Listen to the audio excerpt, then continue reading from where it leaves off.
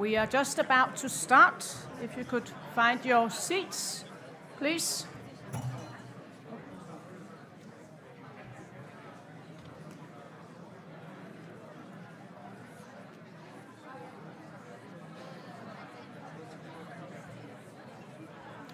Once again, if you could please find your seats. That goes for co-chairs of ECFR as well. Carl, du skal sidde ned.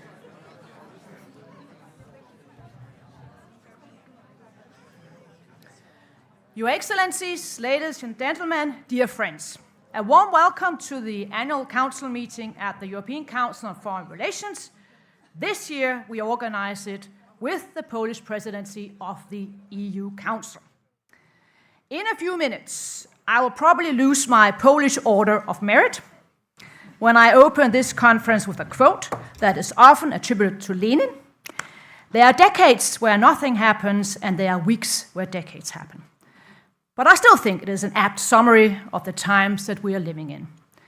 Indeed, often it seems as if there are days where years happen. Just take Operation Spiderweb in Russia, the war in the Middle East, Gaza, Israel, now Iran, the emerging trade war between the US and the EU, with or without TACO, nail-biting elections where a few thousand voters determine the nearest future of a country, and a NATO ally which suddenly claims part of the territory of another NATO member, forcing the country almost literally to put up a sign, "Not for sale." These are just a few examples underlining that the old order is dying and that the new order has not yet been born. And here I'm on safer ground because that is obviously a quote going back to a famous Italian philosopher. All this turmoil in the world puts pressure on Europe to act, and somebody's already phoning in to help us. But ladies and gentlemen, from Sorbonne to Zeitenwende, from Mario Draghi to Friedrich Merz's whatever it takes, from the Danish EU referendum to the Swedish and Finnish NATO membership, from enlargement fatigue to enlargement negotiations, from peace dividend to 5%, with a little help from Daddy. I could also prolong that list, making my point that Europe is already acting. But there's still a long way to go. European sovereignty is still more for speechwriters than for decision makers. So unfortunately, we cannot make the assumption that a good start is half the battle. The most difficult part is still to come. How can we find our way through the limbo between the two world orders? To what extent will the EU be able to speak the language of power? And how to respond towards China, Russia, and obviously also the United States? It is very challenging to find answers, to put it mildly, but we have found the right venue for our attempts: the Polish Army Museum. The version of the museum is brand new, but the citadel goes back to the 1830s and was built by the Russian Empire. The museum, therefore, in itself symbolizes, of course, the need for hard power. But a modern building also underlines that the EU and its citizens should not turn inwards during times of crisis. According to the architect Pavel Volanin, the glass facades of the building are precisely meant to blur the lines between the inside and the outside. Finally, the museum is a staunch reminder that freedom cannot be taken for granted, or to quote Radosław Geranmayeh, freedom is not a gift given once, it is a task for every generation. So we better get down to work, and we have a very intense program ahead of us. We will be discussing European foreign policy in 4 plenary panels and a total of 9 breakout sessions today and tomorrow.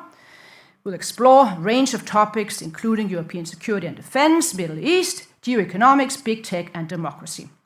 It will be so intense that you will probably sometimes crave for coffee or fresh air, but then realize that what is happening right here on stage is far more interesting than coffee or your emails. You are, however, allowed to use social media, especially if you write or post pictures about the event using the hashtag ATM25. And in line with the architecture, we are also blurring the lines between the outside and the inside by live streaming parts of the event, so a warm welcome also to you out there. However, there is one plenary that we will not live stream, and that's a closed session without photo and tweets, and I'll get back to you with more details about that in due course. And talk about in due course, it is my great pleasure now to give the floor to a member of the European Council of Foreign Relations, Radek Sikorski, and well, I guess I could also mention that you are Poland's Minister of Foreign Affairs. The floor is yours.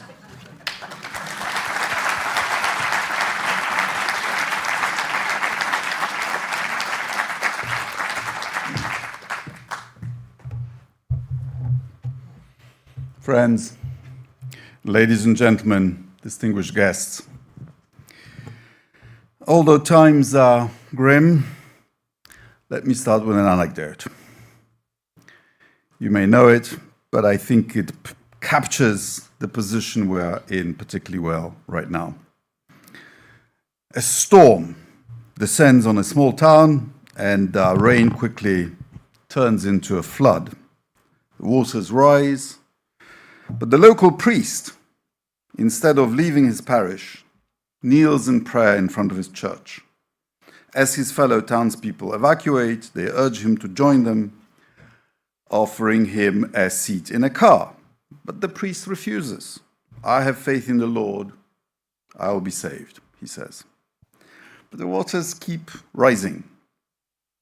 The priest needs to abandon the main church and climb to the first floor. Yet he still refuses offers of rescue, this time by firemen in a motorboat, who warn him that a dam might soon break. "I have nothing to fear, the Lord is with me," says the priest. Soon after, the whole town disappears under water. Only the top of the church's bell tower remains above the surface. Our friend the priest, perched on the roof, is once more offered help, this time by rescuers in a helicopter hovering above. For the third time he refuses, insisting that the Lord will spare him. Unfortunately, he soon drowns.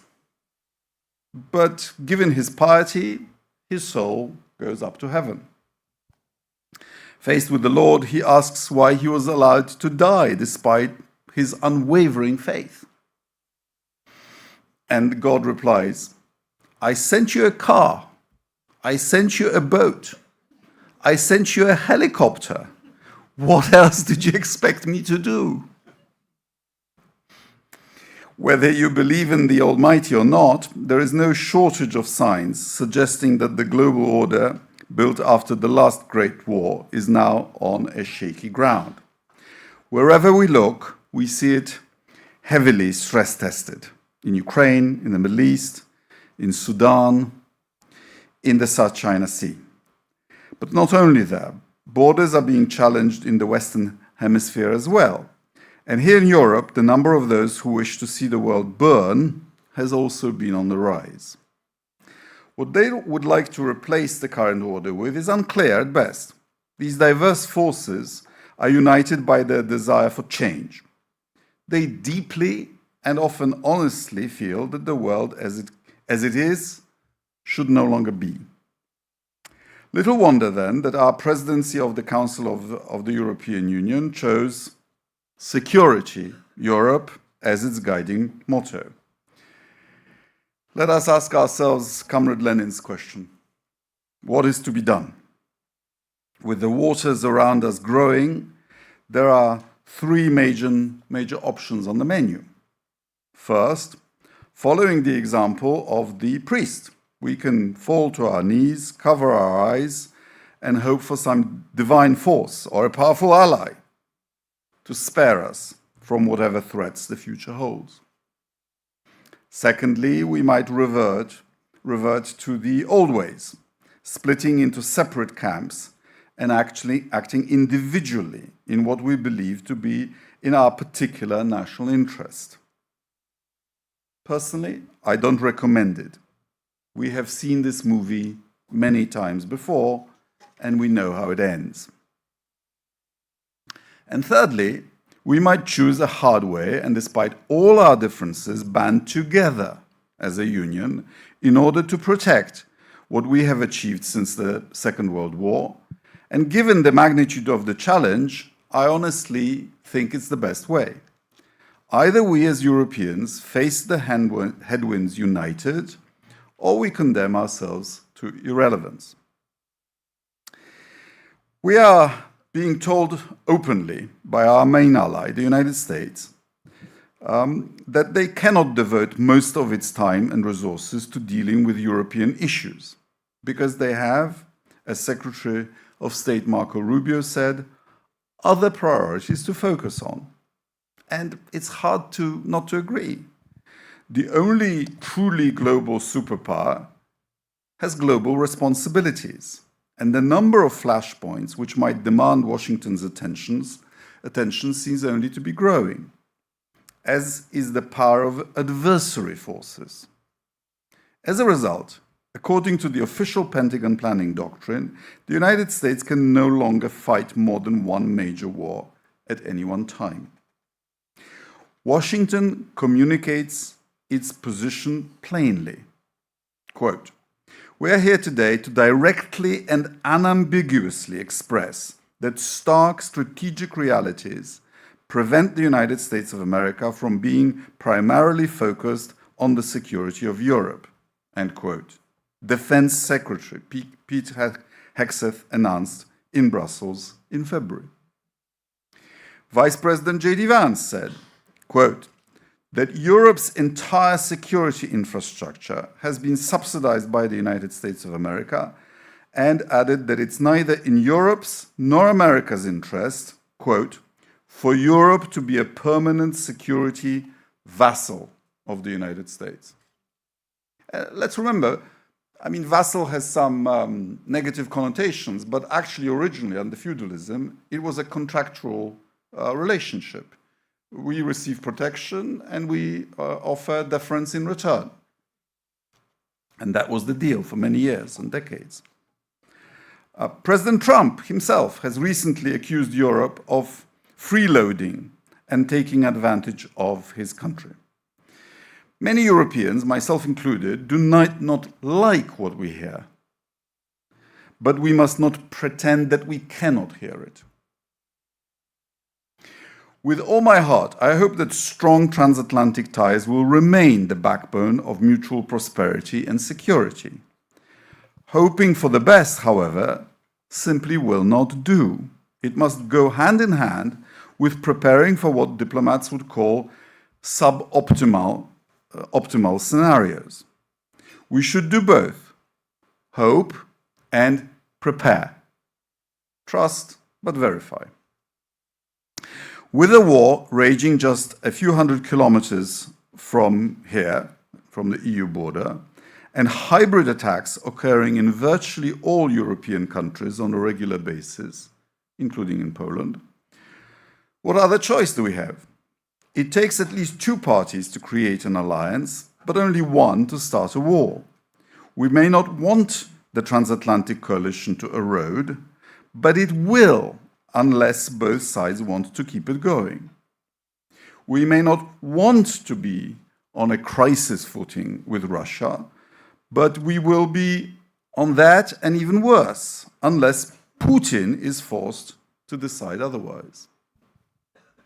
Security and resilience are essential, but they come, of course, at a cost. A cost that is not only financial, but also deeply tied to our collective psyche. There is a book written by one of the most influential Western thinkers of the post-war era, which challenges the spiritual exhaustion, political complacency, and strategic vulnerability that the author feared could erode Europe from within. Raymond Aron's, in defense of decadent Europe, sends a warning. Europe is mortal.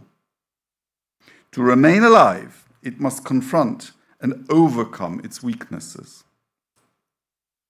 Yes, Europe can fall, as it did in the past, to bombs, but also to malaise and neglect, which are an open invitation to our adversaries. Preparedness is not just a precaution, it is our best deterrent to keep peril at bay. Here in Poland, we've long been guided by the wise ancient proverb, si vis pacem para bellum. Others have followed. Since 2016, all NATO member states, excluding the United States, have boosted their defense spending by 98%. This is from just before the first Trump presidency. We have actually doubled our defense spending from $255 billion to $506 billion. Since the Russian invasion of Ukraine, this trend has accelerated. Security doesn't simply mean more soldiers and more military equipment, although these are also desperately needed. Security means social cohesion, stable cooperative economies, and the capability to protect our citizens by deterring those who wish us harm, also in the area of civil defense. Security also means no grey zones, no member and neighbor left vulnerable or threatened by other countries' appetite for more land.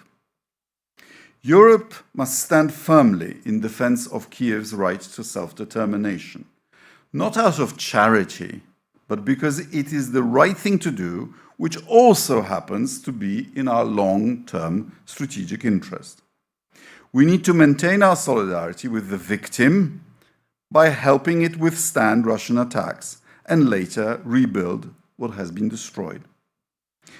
We all as Europeans have done a lot. Since 2022, the European Union has committed nearly 148 billion euros in support of Ukraine. This includes 77 billion euros from the Team Europe instrument, as well as 50 billion in military aid, and more than 3.5 billion generated from Russia's frozen assets. These are not just numbers. They are a testament to Europe's solidarity and a sense of duty. If a few years ago somebody claimed that the EU would soon be spending billions to militarily support a country which is not even a member, that Germany, disregarding its fiscal restrictions, would commit hundreds of billions to kickstart its military industry, that hundreds of billions will flow from Brussels to finance military projects. A few years ago, such a person would be deemed, at best, naive and probably delusional. And yet, we have done all this. We have done a lot, but we are still far away from the finishing line. The result of Putin's aggression will define our region's security for years and decades to come. In order for Europe to succeed, we must better define what success means and offer our citizens more than the promise of keeping the status quo. Ladies and gentlemen, our times suffer from too little utopian thinking. I read recently in a book by two liberal American authors. The need for a vision of a brighter future is by no means limited to the progressives. Elon Musk's pledges, and you know my history with Elon Musk, of cheap space travel and colonization of other planets. I wish him well on his way to Mars. Appeal to people across the political spectrum. For better or worse, humans are a restless species who cannot be satisfied with promises of more of the same. Grand visions of the perfect future often lead to grand tragedies, but they are also a fuel that drives us to action. That is why we tend to come back to them. The more often, the more desperate the circumstances. For example, in 1831, a young Polish artilleryman, Wojciech Jastrzębowski, moved by the experience of a brutally suppressed national uprising against the Tsarist Russia, spent his time between battles dreaming of a united continent.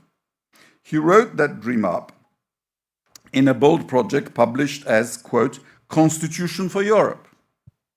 Behind the day-to-day violence, he sensed something deeper than war, a civilizational clash, not merely between armies, but between Europe, the land of the free-minded, and Russia, a regime founded on the opposition to individual liberties.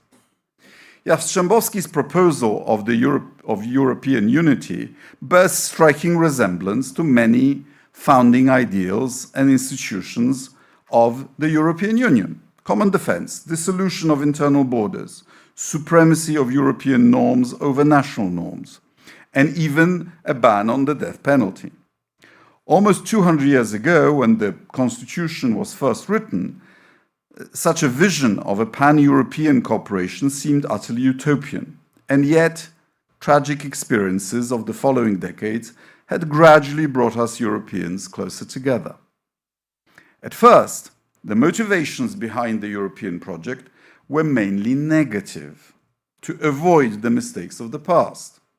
In the May 1950 Schuman Declaration, the French foreign minister famously said, "A united Europe was not achieved, and we had war." 75 years later, these memories have naturally faded, even as the war rages in our neighborhood. That is why a new idea of Europe's future cannot be limited to what it wants to avoid, but should speak clearly about what it wants to build. Poland's vision, which I presented before our parliament in my annual statement, boils down to three themes: a geopolitical union, a union of growth, and a union of values. A strong geopolitical union, taking advantage of its economic, military, and political potential to pursue an active foreign policy, is, we feel, indispensable to securing our interests, which of course go beyond our borders. It is a union of states which recognize unprecedented threats to our continent and are willing to dedicate equally unprecedented funds and powers to make up for years of negligence. They should also be willing to grant EU institutions the same respect they demand for it from external actors. We can't expect Washington, Beijing, Moscow, or New Delhi to hold the EU institutions in high esteem if we ourselves undermine their legitimacy. A union of growth and competitiveness allows the member states to benefit more from the greatest asset that we have, a vast and rich common market. We should give priority to reducing costs of energy and bureaucratic burdens, and to supporting innovation, both technological and social. These changes are essential for the European Union to stand its ground against non-European competitors. And a union of values is, of course, an association of states where human rights, democratic principles, and the rule of law cement and shape our common identity as Europeans. We are well aware that there is not one political system suitable for every state around the globe, but we must never lose sight of the norms underpinning our political community. Respect of other nations' right to exist and of internationally recognized borders are certainly among them. The European Union cannot and should not go back to being just a free trade area. Given the challenges we are facing, and a consolidated effort to build strong political and defense capabilities is no longer an option. I believe it's a must. Securing the future of Europe requires radical change in defense policies, but also breaking the barriers toward greater economic integration. Respect and standing in the global race are never given and never constant. Great powers of the past did not ascend to their position by giving away candy, but by acting boldly and strategically. This is the European Union that I'd like to see built. Stronger, more prosperous, and more secure. Not, as has been said, a gift from history, but a hard-won result of our unity, our labor, and our solidarity, a word we hold sacred in this country. Either we find it in ourselves, what it takes to do it, or we will become mere bystanders in world affairs. It's almost too late to act. Thank you.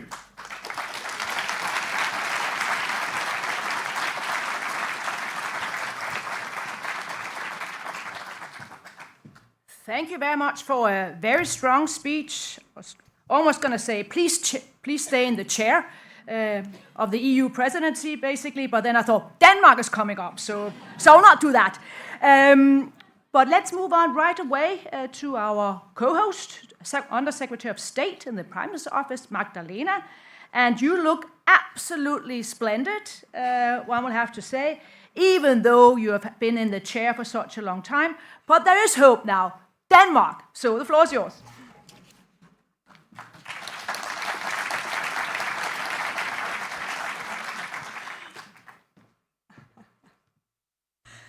I remember that we've met half a year ago in Copenhagen and you asked me so many goals for the Polish presidency in only 6 months. How you will do it? Yes, we did it. Together. Yeah, you can clap your hands. That's the moment. I want to warmly welcome you in a very special place for the Polish presidency because this venue was the heart of the Polish presidency. Here all the informal councils took place. So that was really the beating heart of the Polish presidency here in Warsaw. We put as a main motto of Polish presidency, Security Europe. And we showed that we can move forward if we can achieve unity. And I think that also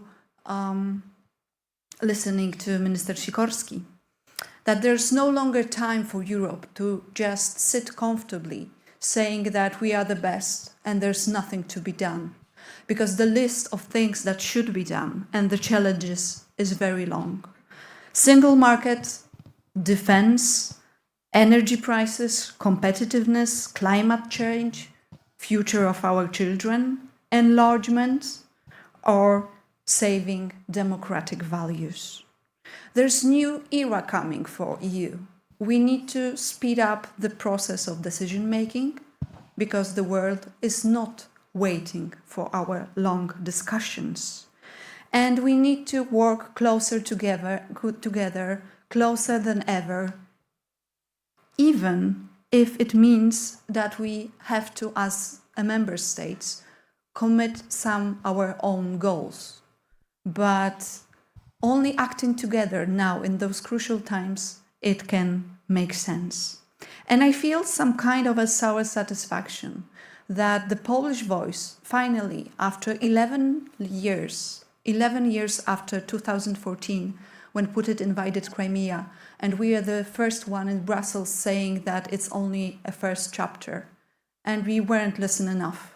We also were the first one to put so high spendings on defense issues. This year is 4.75% of GDP. Also, other member states were looking at us saying, okay, fine, we do it other way. But finally, they are following our path. And I'm not satisfied and I'm not happy with that we are living in the times that we need to make these tough decisions. But we are living in those times. The geopolitics is not waiting for us.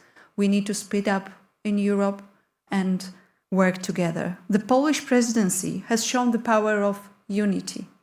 And I want to encourage you here to use the ECFR as a forum to shape Europe's ambitions, but also this Europe's ambitions to be grounded in solidarity and courage.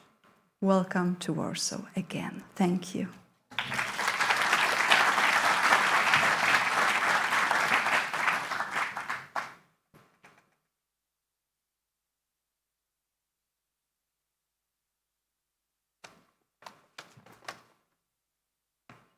Hi, it's a huge pleasure to see you here all in Warsaw, in the beating heart of the European Union.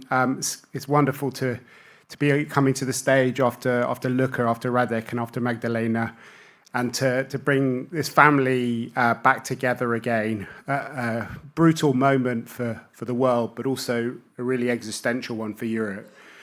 We spent several years preparing for this moment at ECFR. We set up a US program because we decided that we needed to start understanding an America that was much more complicated, much more alien to us than the one that most governments had assumed would be there when managing the transatlantic relationship. We set up new strands of work on geoeconomics, on defense, on technology, and the geopolitics of the energy transition. We have been building out our work on European and global politics through our polling exercises.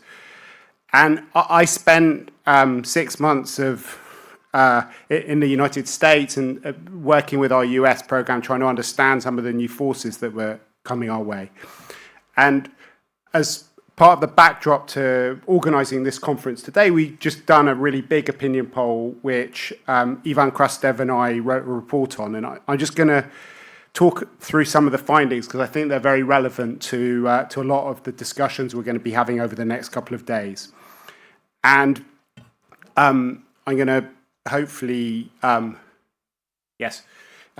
we called it Trump's European Revolution, and it's based on the fact that when Donald Trump was elected to a second term as President of the United States, he launched a political revolution, and like all revolutions, the goal was not just about changing policies and institutions, but the identity of the country and all of the parties and the people who live in it.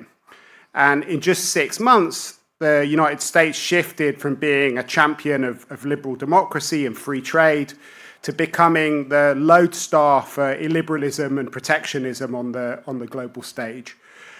But the main point of our survey, what comes out very strongly from it, is that this revolution which Donald Trump launched in the United States has now come to Europe and is having a similar impact on our identities. It's upending both our domestic politics, but also our sense of what our geopolitical situation is.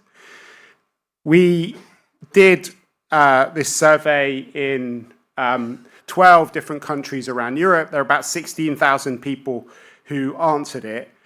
And I'm going to talk you through very briefly some of the main findings, both how Trump and his second coming are changing domestic politics in Europe, but also how they are feeding into a new geopolitical consciousness across the continent.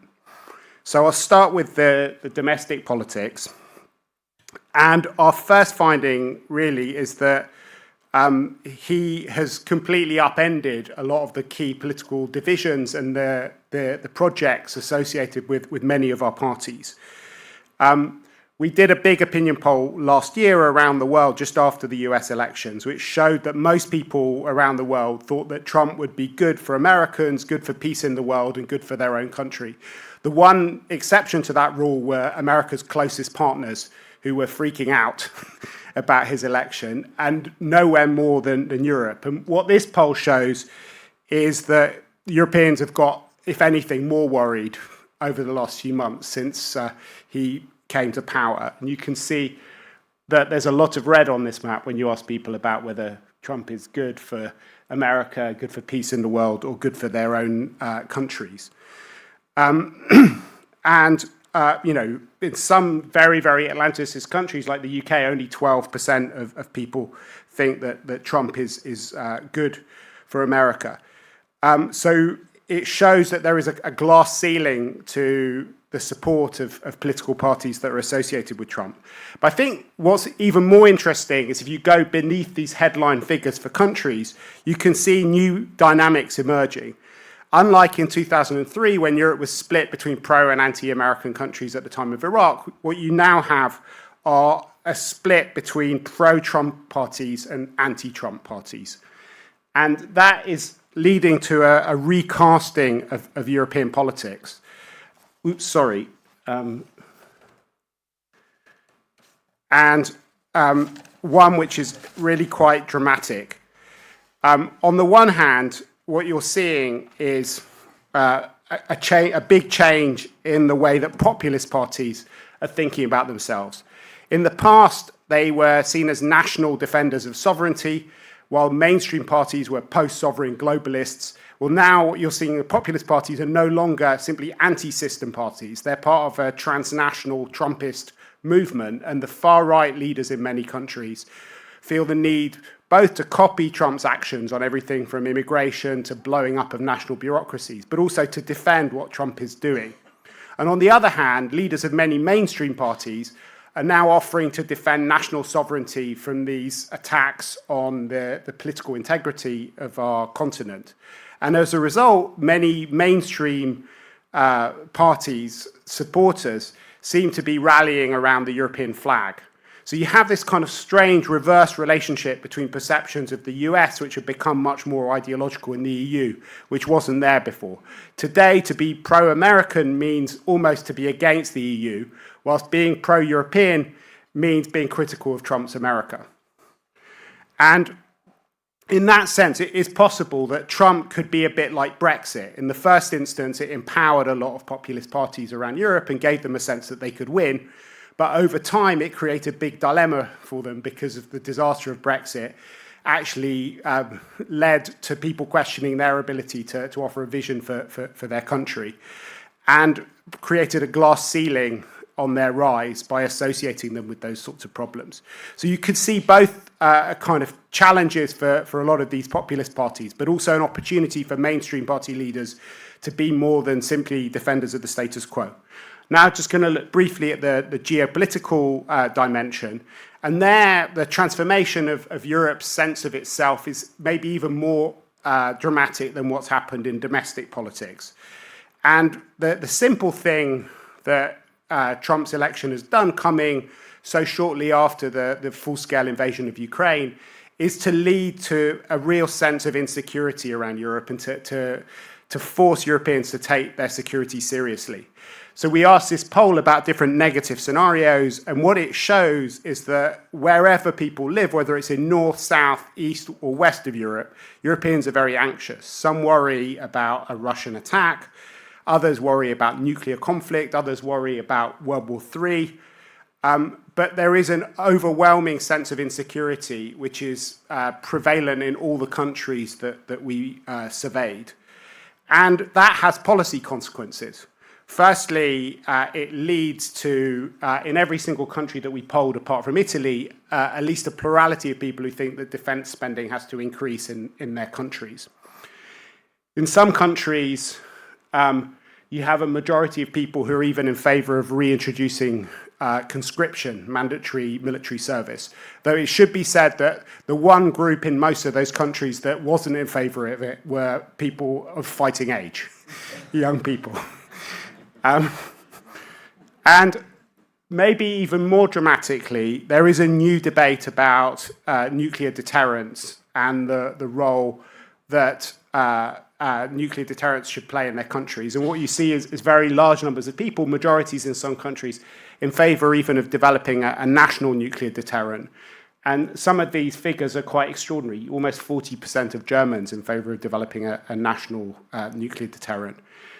But maybe even most dramatic is the findings that we have on Ukraine, which that slide doesn't seem to be here, but we found a majority of people in all the different countries who wanted to make sure that whatever the US does, Europeans carried on offering military support to Ukraine to stop moves to force Ukraine to give up territory or to lift economic sanctions on Russia.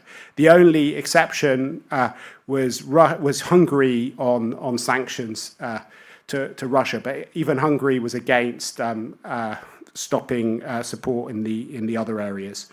So for Europeans, I think there is a widespread consciousness that an outright Russian victory in Ukraine would be an existential threat for Europeans, and that preserving Ukraine as a sovereign state with a credible armed forces is one of the best substitutes for declining US military guarantees. Oops, sorry. What's that? Okay. So there is, however, a limit to the faith which Europeans have in their. Sorry, we seem to have an older version of the presentation up here. There is, however, a limit to the amount of confidence that Europeans have in their ability to become strategically autonomous, even as they move from Venus to Mars. And what you can see is that a large number of people doubt Europe's ability to compete economically with the US and China, to become military independent from the US, and to overcome its internal divisions, which shows that whilst there is a very strong consensus on the direction of travel, there is a fear that we won't be able to do it quickly enough, which is leading to a degree of realism about what is going on. So what lessons can ECFR draw from this? What lessons should we draw from it as a community? Well, I think the two main operational lessons that we've drawn about it as ECFR, which hopefully lead into the work that we're going to be doing in the future, firstly is that it is absolutely essential to carry on doing more work, trying to understand the political situation, which is reshaping our politics, both in our continent, but also around the world. I think that we're at a moment which feels in some ways similar to the situation after the 30s with Roosevelt and Keynes, or in the 1970s with Thatcher and Reagan, where a new political consensus was emerging, which shaped the contours of politics in a different way and shaped what kind of decisions people needed to make. And if we want to make all of the visions that we heard from our hosts here in Warsaw become a reality, is going to be a very radical political challenge to win over public support across our continent. And we can see from what's happened in the US how essential it is to win those battles if you want to have the kind of Europe that we want to face. So we're going to carry on doing much more work trying to understand these new dynamics and forces. But secondly, we need to double down on our attempts to help Europeans think geopolitically, and that has implications for all the regional programs that we're doing, that are doing incredible work on a lot of the dangerous zones around the European continent that we're going to hear from a lot over the next couple of days. But we've also decided to beef up the cross-cutting work that we're doing, and one of the most exciting decisions we made is to launch a new program on European security under the leadership of Nicu Popescu and Jana Kobzova, and which has already gathered a lot of intellectual firepower, including figures like Dmytro Kuleba, who are working on a lot of the challenges that we're facing. They're going to look at the lessons that we can learn from the war in Ukraine, how we drive forward our rearmament, but above all, how we can prepare European institutions, governments, and the public for a world of unpeace, where we need to act with much greater urgency and much greater determination. They've already started producing some fascinating work, including their latest report, which we just published, called Preventing the Next War, a European Plan for Ukraine. And I'd like to invite the three of them to come up here onto the panel to launch a discussion, which is going to be the formal launch of this program. So maybe you can join me in welcoming them to the...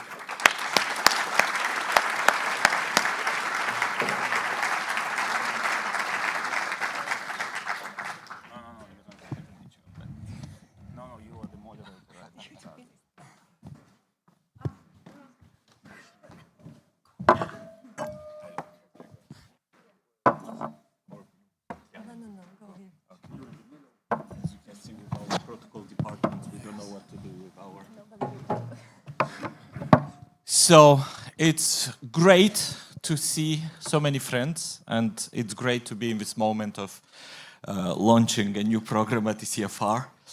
And of course, we've been talking for almost 20 years as ECFR about concepts, ideas, budgets, strategies, geopolitics, but some of the way I personally arrived to this moment was deeply personal. And of course here, everything I had as a personal experience is 0.1 from Dmitros.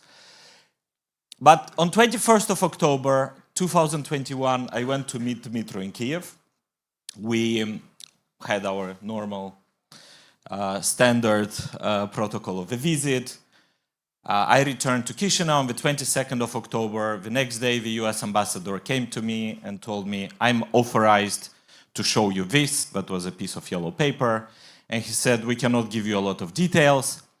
What you will hear in the public domain, you've heard before, but please trust me, it's very, very, very serious about Ukraine. I said, listen, I just came from Kiev. It's like I haven't seen major signs. Of course, everyone is worried. But it didn't feel like we're on the verge of something very serious going on. By December, we started planning for Moldovan security and defense, but also planning for refugees. From late December, we put tents, stoves, heaters in the border crossing areas on the main axis of potential refugee flows. And we've been doing that without really believing there would be a major war. And at the time, I actually met very few people who thought that we are on the verge of the biggest war on European soil since World War II. We checked schools, gyms, hospitals, exhibition centers, whether the windows are good enough to put refugees in such accommodation, whether the electricity wiring is safe enough. And we've done this throughout this period without truly believing there might be a war. Somewhat fast forward, and Dmytro will talk about, of course, his experience. In October 22, the Russians start bombarding the Ukrainian electricity infrastructure. Ukraine has blackouts, we have blackouts. And then very quickly you realize that part of the solution is to have more electricity interconnectors, find fast ways to store green energy in batteries. And we very fast see that actually there is no special procedure to deal with some of the very basic things.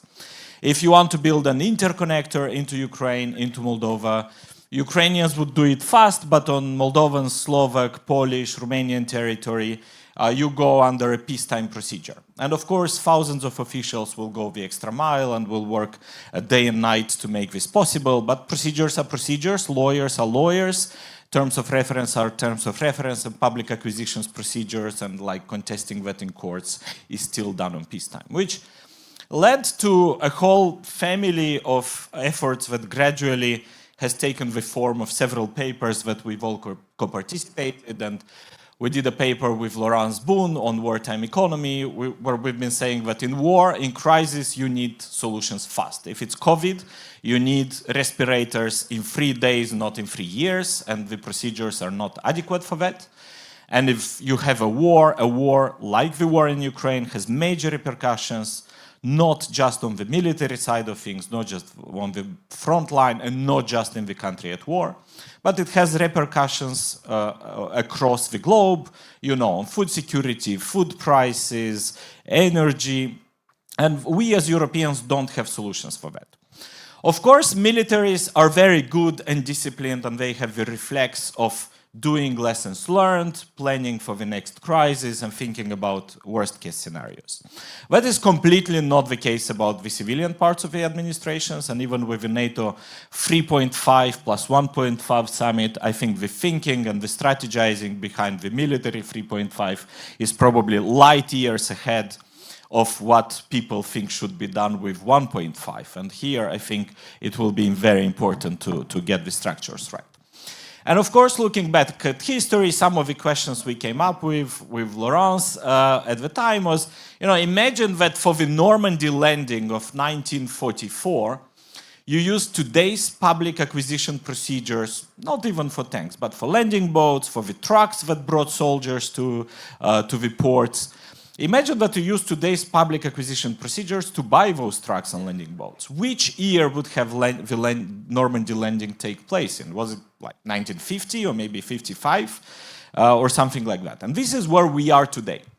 So we definitely need much faster ways to respond to crisis. And this is where, as part of this program, and we have an amazing team of colleagues, we will continue digging into making sure we learn the right lessons from the war in Ukraine, from the repercussions of that war on each country in Europe.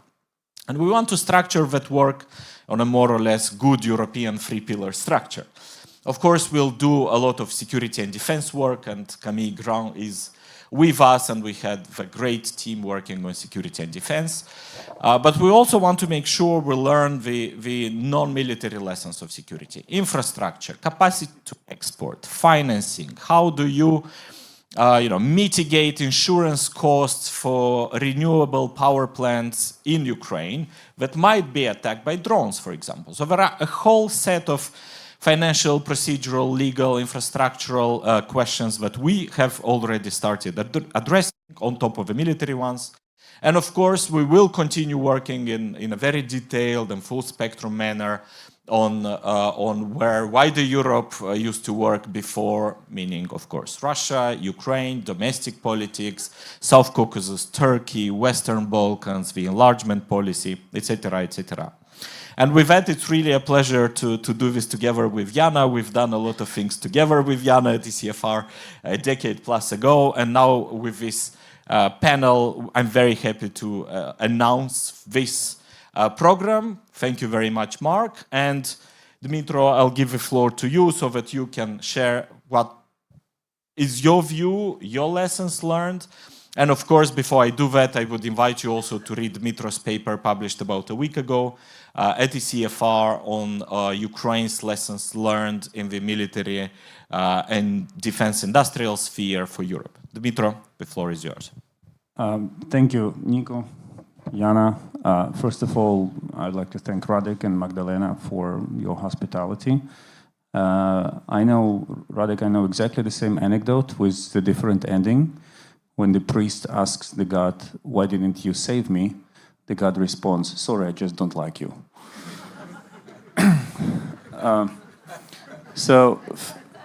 First of all, we should like ourselves, okay? And we should appreciate everything that we have, but we should also be prepared to defend what we have. And I think the biggest lesson that I can share is that you have to believe in the worst, but you have to remain an optimist that you will have enough of power to handle the worst if it comes.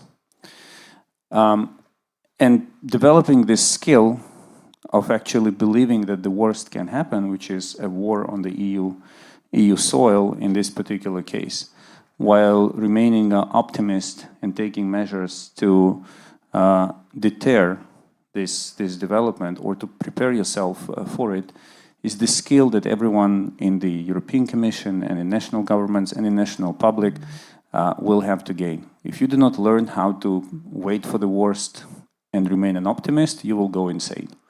You have to develop this particular skill. Second, be fast. There is no time. We are in a race against time. Be it Russia, be it the United States, be it China, they all pose different challenges to Europe, but they actually all know how to act fast, and Europe has to learn that as well. Everything I've heard coming from smart people in Europe recently could be boiled down to one word: integrate, integrate, integrate. Remove barriers, integrate, become united. That's the only way forward. And actually, from the data that Mark shared with us, we see that the only thing that Europeans are actually optimistic about is about the capability of the EU to become more united. Everyone is talking about coalitions of the willing these days. I remember the old days where it was a taboo to speak about coalitions of the willing because the unity of the EU was sacred. The biggest fear of a European diplomat was to have one country disagreeing with the rest in the EU. And all efforts, if the choice was between having a consensus decision and not having a decision at all, if there was no consensus, the preference would be given to not having a decision at all. So coalitions of the willing is a good thing, and Ukraine, of course, is interested in building them. But it's very important to maintain the sense of unity in the EU, because the proliferation of the coalitions of the willing in the long run will not benefit the European Union as a union. There will be big money in play, and the question will be how to spend this money right. Tons of mistakes will be made, of course. A lot of investors will lose their money. A lot of governments will be challenged. But I think the biggest challenge that needs to be addressed is how to keep the alignment between the spending on defense and the public support for these spendings. Because if you lose, the data gives you good ground. We're not starting from zero. But if people turn their backs to the government spending money on defense, we will see a real revolution in Europe, and we will have to avoid it. Ukraine will keep fighting with your support, and no one can derail us, neither Ukraine nor the rest of the EU, if we stay united. Thank you. Thank you.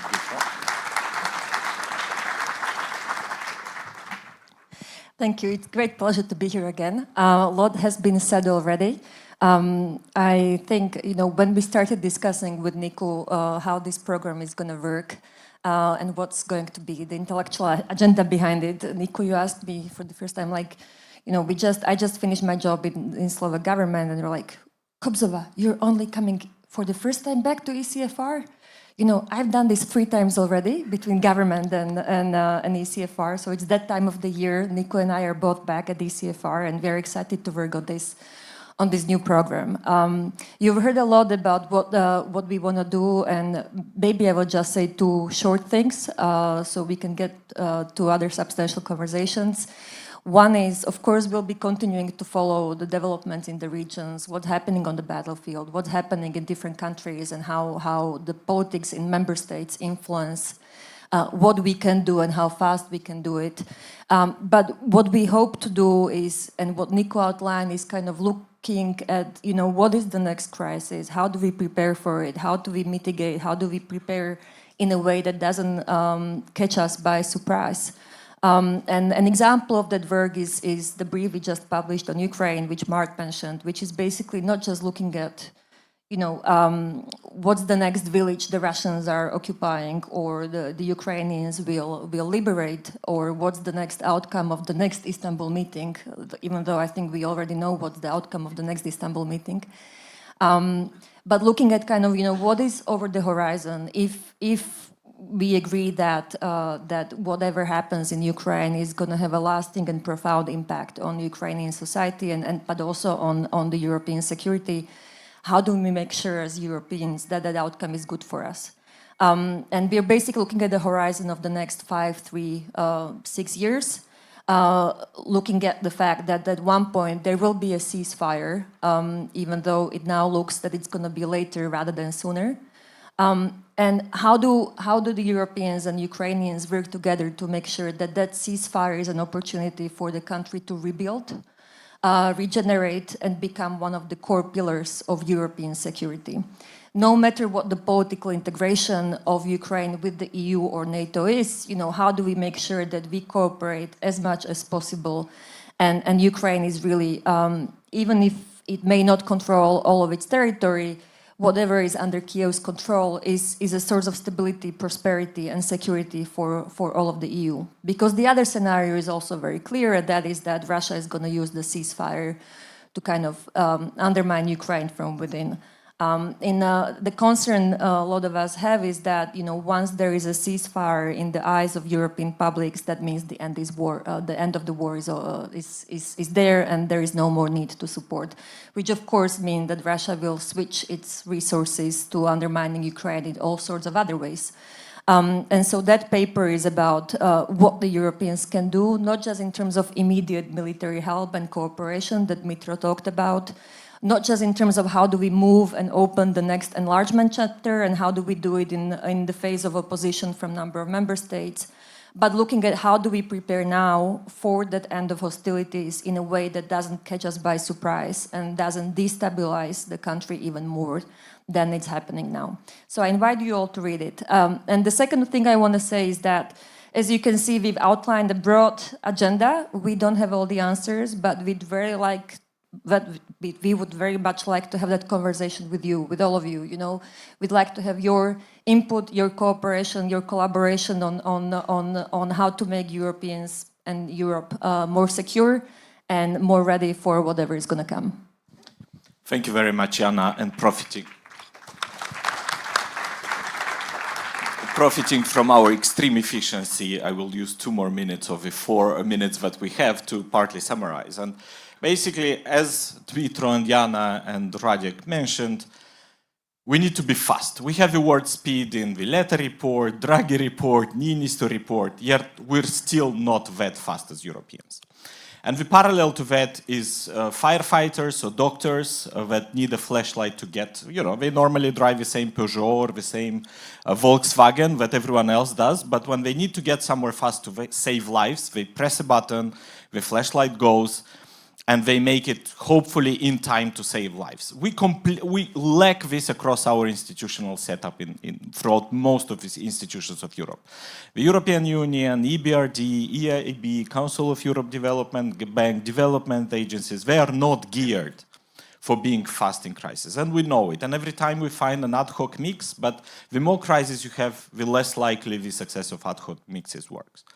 2, what we are talking about today and the effects of war go very deeply beyond the military. I just read, I think, a few days ago, the Warsaw Museum has kind of set in motion security protocols for the situation of the war. And of course, the historic parallel to that is that the Louvre in France, in Paris, had 3,000 of the most valuable artifacts evacuated from the Louvre a week before World War II started. This is where you have a lot of planning that needs to be done. Each driver basically needs to know which painting where. This is sad, but this is the type of planning that our societies and administrations unfortunately have to do. And of course, the instinct of intellectuals and think tankers and officials, of course, is to think how likely is that? And that is, of course, very important. But it's equally important to be planning for the things that you consider very unlikely. Because we've all seen how many unlikely things happened just in the last 3-4 years. Ukraine, but not only. Look at the Middle East. Look at the situation and the state of the transatlantic relationships. Too many unlikely things are happening, and unfortunately we are responsible to be ready for them, not just in the military side of our administrations, and that's the best way to prevent this crisis and to minimize their impact should they happen. Thank you very much, and we'll continue this conversation, and that will take, the form of all the possible ways of having this conversation, and we'll talk today, I'm sure, and tomorrow, and there's papers and articles and podcasts and social media, and we're getting there. Thank you.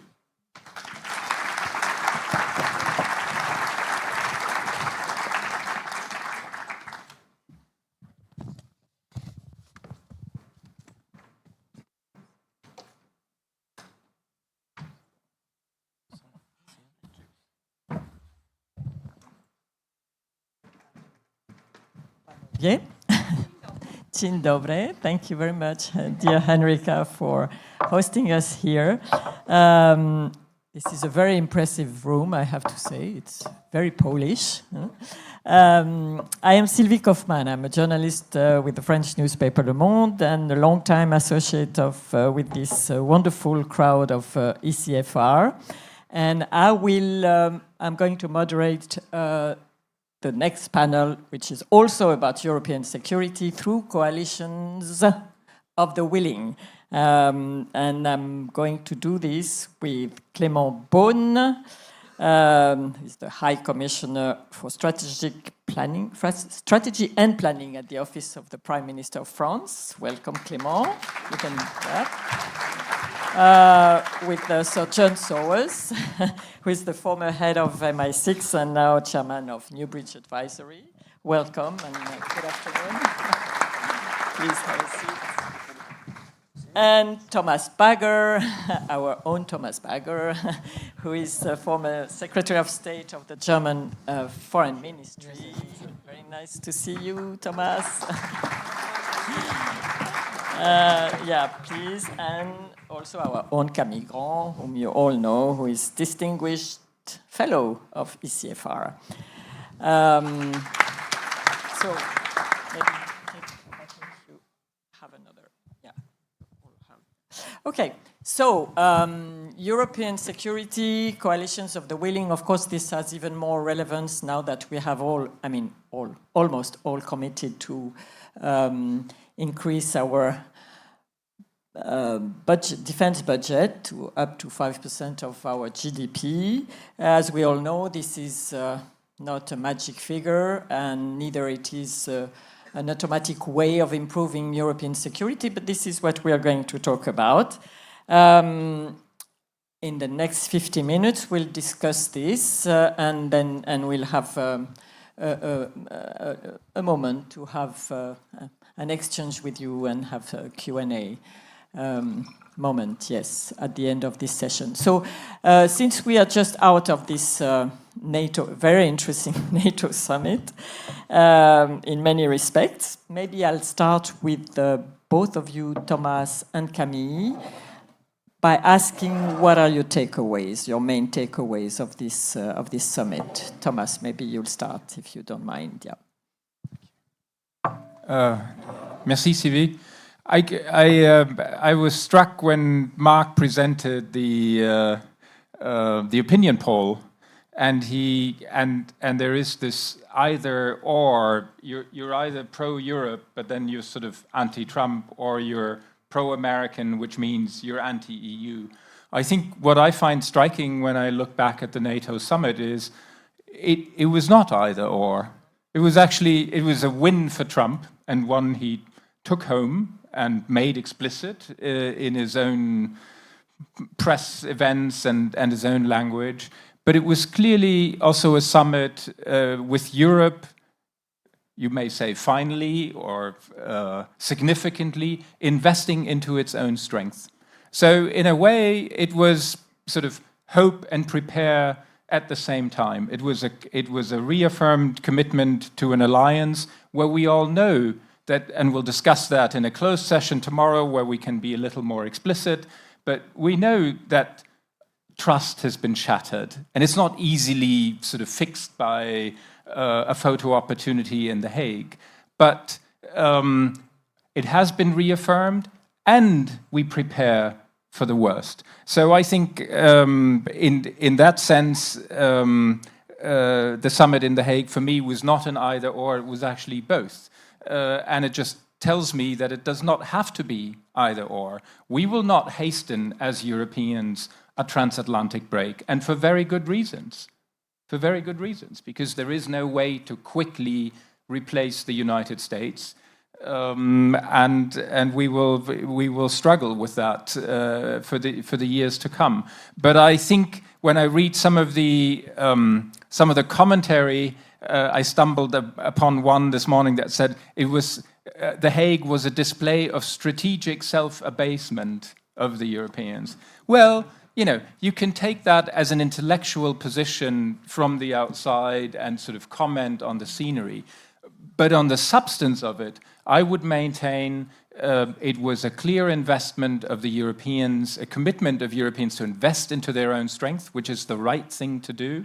And it was a win for Trump at the same time. And in that sense, I think it was a success. Mm-hmm. And maybe final point, because of the coincidence, the draft German budget and the financial planning of the new German government for the next 4 years has actually commits the government to reach 3.5% of core defense spending already by 2029. Mm-hmm. So not as concluded in The Hague 2035, but by 2029, trying to set an example for exactly the kind of speed that that Nico just mentioned in the session before. We'll come back to this because it's very important. So, but we can always say we can always blame the media, right, for giving this simplistic image of the NATO summit. But maybe we can say also that one side is more vocal than the others.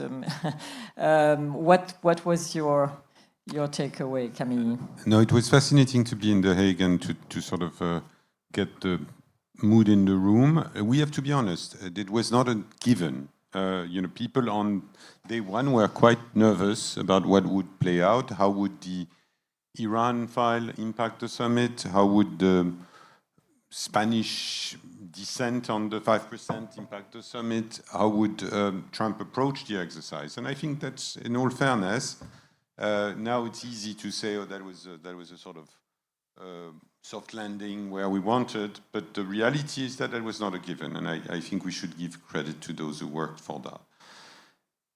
What I wanted to stress on that is that it is very much more the beginning of a journey than the end of a journey.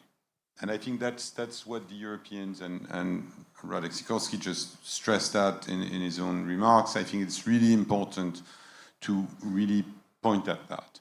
What I mean by this is that, of course, we got the good news, the 2.5, if I may put it this way. The 5% on the one hand, which was a big win for Trump because that is the figure he had been using. Of course, that figure is, we are playing with the 3.5 plus 1.5 by 2035, and there are probably about a quarter of the alliance that is hoping that they will never get to there.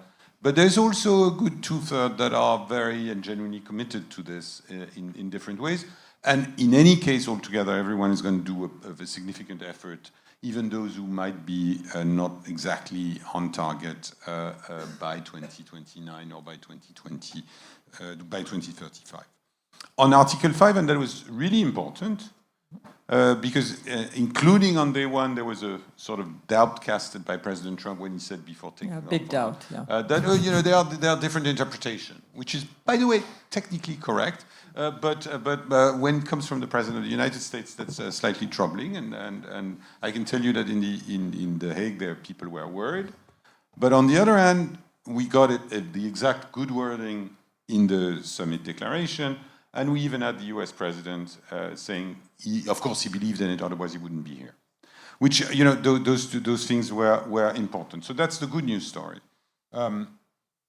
And I would add to that, and that went a little bit unnoticed because everyone also focused on the fact that President Zelensky was not at the table for the political conversation, even though he was at the dinner, blah, blah, blah. But the wording on Ukraine in the summit declaration is very interesting. Mm-hmm. It stresses that the Ukrainian security is part of our security. Mm-hmm. That is, I think, very significant, and kudos for that. Also, it states Russia as a long-term threat. Yeah. When you look at statements, recent statements in the UN context or in the G7 context, I think it was really important to have those things. Let me finish with the to-do list in 30 seconds. All of this should not suggest that we're done and we should rest on our laurels and that we're back to the wonderful world of good old transatlanticism. This is over. But we are we are in an environment where we still have we have no clue about what's going to be the nature and size of the US presence. And this administration said, we'll tell you after the summit how many US troops are going to stay in Europe. And that's, so that conversation is going to be a very complicated one, and I really hope it's going to be a coordinated conversation and not a series of unilateral decisions. Number two, of course, we haven't solved and sorted out our policies, and we don't have a really shared policy on Ukraine and on Russia, and that is sort of a problem. And finally, the balance between the notion of a European pillar, the role of the Europeans in this alliance has not been fully resolved, and it's going to be about how much do they spend, of course, but also what level of commitment and responsibility they're ready to take. Mm-hmm. Thank you. So you tend to see the half-full glass rather than the half-empty glass, yeah? Okay, good.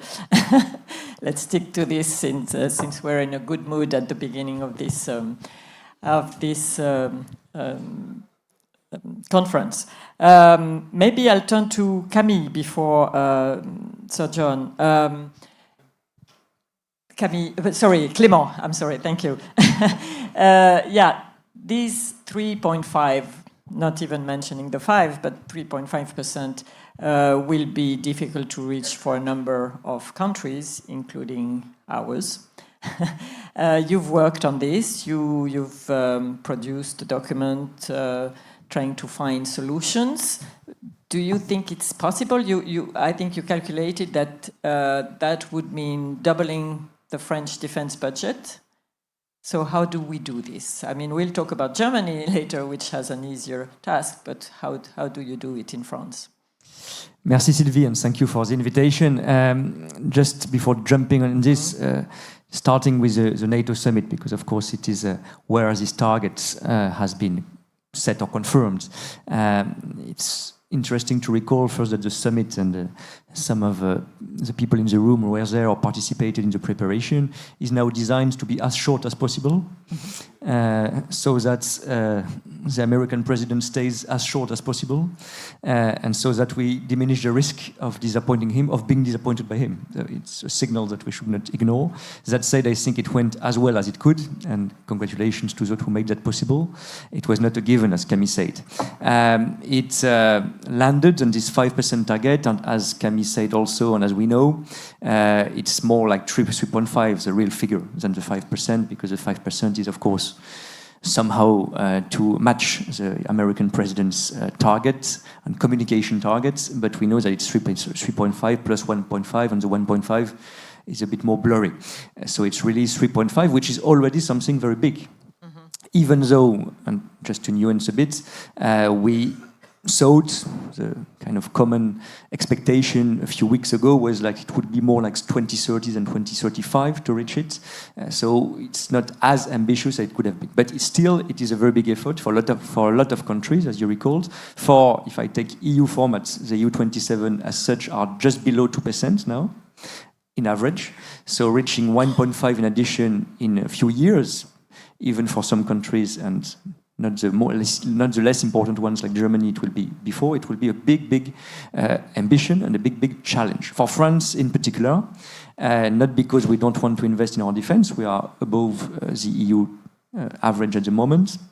We've invested quite early in our, what we call the military law program, of the military programming law, sorry, and we will have doubled our military spending between 2017 and 2030. So this is a current law, and this will bring us to 2.3, 2.5, 2.4 if we don't change anything. If we do the extra investment which is necessary, it is doable.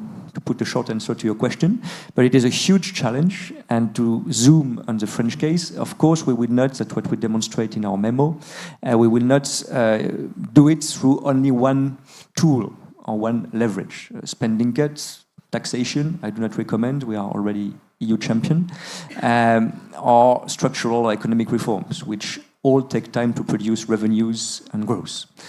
So we will have to do a mix of efforts. This is doable, but this is a big effort, I was saying. Just to give, you recall the magnitude of the efforts, it will mean between 2025, so this year, and 2030, if we take the 3.5% target for France in 2030, it will mean doubling the current military effort for our Ministry of Defense.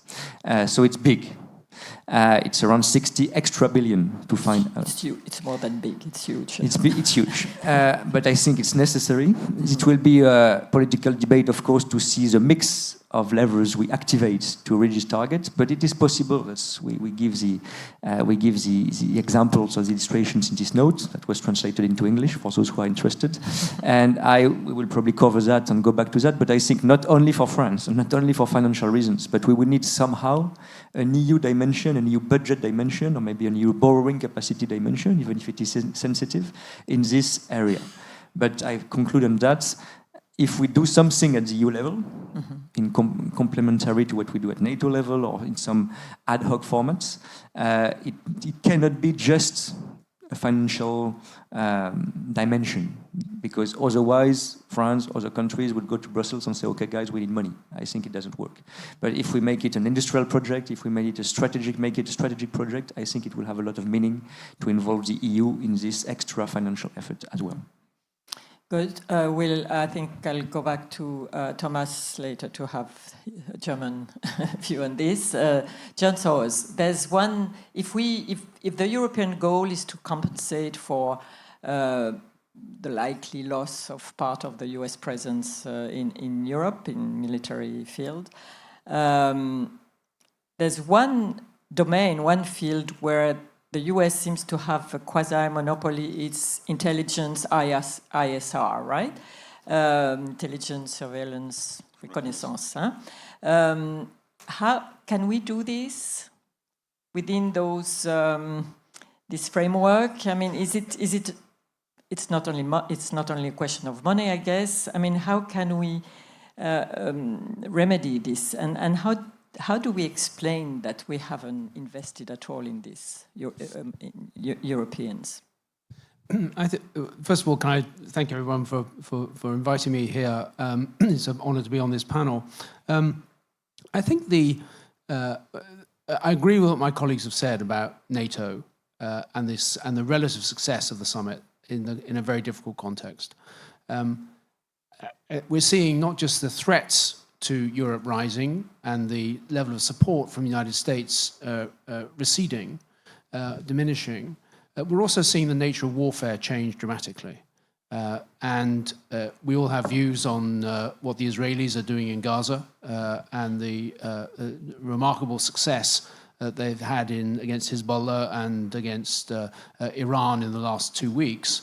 But one of the most striking aspects of it was the extent of the Israeli intelligence coverage of the forces hostile to them in those 3 theatres. And they've done that with a level of electronic monitoring, surveillance,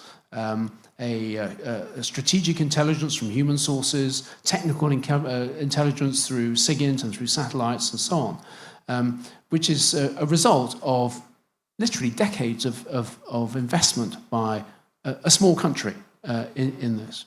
We're seeing in Ukraine the extraordinary evolution of warfare there, increasingly unmanned, increasingly about surveillance.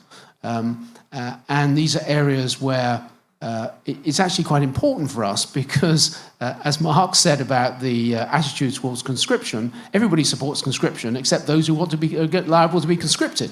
And we are finding, certainly in my country, that attracting people to join the Royal Navy when they're expected to go to sea or out in a submarine for months on end without access to their phone or the internet, it's getting almost impossible to recruit people. Now, we are still in the UK investing in a future combat aircraft project with Japan and Italy, which has a pilot in the cockpit. Now, are we really going to have pilots in the cockpits in 20 years' time? Likewise, in submarines, are our submarines going to go to sea with a crew on board, or will it be an unmanned operation? I think the speed at which the battlefield and the conflict is changing and the nature of warfare is changing is as important for us as the figures, the percentage of our GDP that we're going to be spending.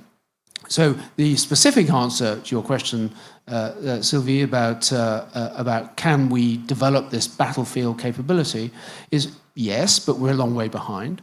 As I understand it in Ukraine, when a Russian unit emerges, it can be fixed upon by a satellite, identify its position, and then fixed upon by a weapon within 30 seconds. The Israelis can do something similar in less than 10 seconds in Gaza. And a target emerges, is locked onto by a satellite or a surveillance system. A weapon can identify it and engage it within a matter of 10 seconds. In Europe, we'd be lucky to do that in half an hour. And that's only the better end of the European military capabilities. So that's it's the nature of warfare that's changing in particular. And I've got some other comments I'd like to make at some point. Yeah, please, we'll come back go to ahead, go ahead. Well, the other thing I think, I was one of those people in Britain who thought that leaving the EU was a terrible thing to do, and we're paying a huge price for it. But we're now in the situation we're in. We're not going to reverse that quickly. I think as we look at Europe's military capacity and how we manage in a world where the Americans are less present, and even where they are present, they're less reliable. We can't give them up entirely for reasons that Thomas says. We are so integrated with American military capability that it would take a decade to do that. But I think we need to recognize that of the 6 major military nations in Europe, nations with military capability, 3 of them, France, Germany and Poland, are in the EU, and another 3, Britain, Ukraine and Turkey, are outside the EU. And if we want to have a coherent European approach, although Ukraine is not, sadly, yet a member of NATO, I think NATO is the only way to do it. And NATO is often viewed by the Americans as the Americans doing something for Europe. But NATO actually has a strong European dimension, and the NATO Article 5 requires European countries to stand with one another against any threat. And it's that, I think NATO is the right vehicle. That's not to say the EU doesn't have an important role. It does have an important role, precisely in the areas that Clément was saying about mobilizing funds, including new borrowing, to raise defense capability. And the EU clearly has more of a political capability, a political traction in Europe than NATO does have. But I think if we're going to focus on military, core military capacity, including in the areas you mentioned, you first asked me about, intelligence, surveillance, reconnaissance, and so on, then we have to find a way of Europeanizing NATO and embracing difficult countries like Britain and Turkey and Ukraine into a wider European effort. Thank you very much. Well, you've opened a lot of avenues for our discussion. There's one thing I want to go back to before we talk about what John just mentioned, but about this financial situation and the financing of European security. Germany is going to have a very important role. Are we having a second Titan vendor? How much has it really changed? And how do you accommodate with this power of financing other countries in Europe, like France, for instance?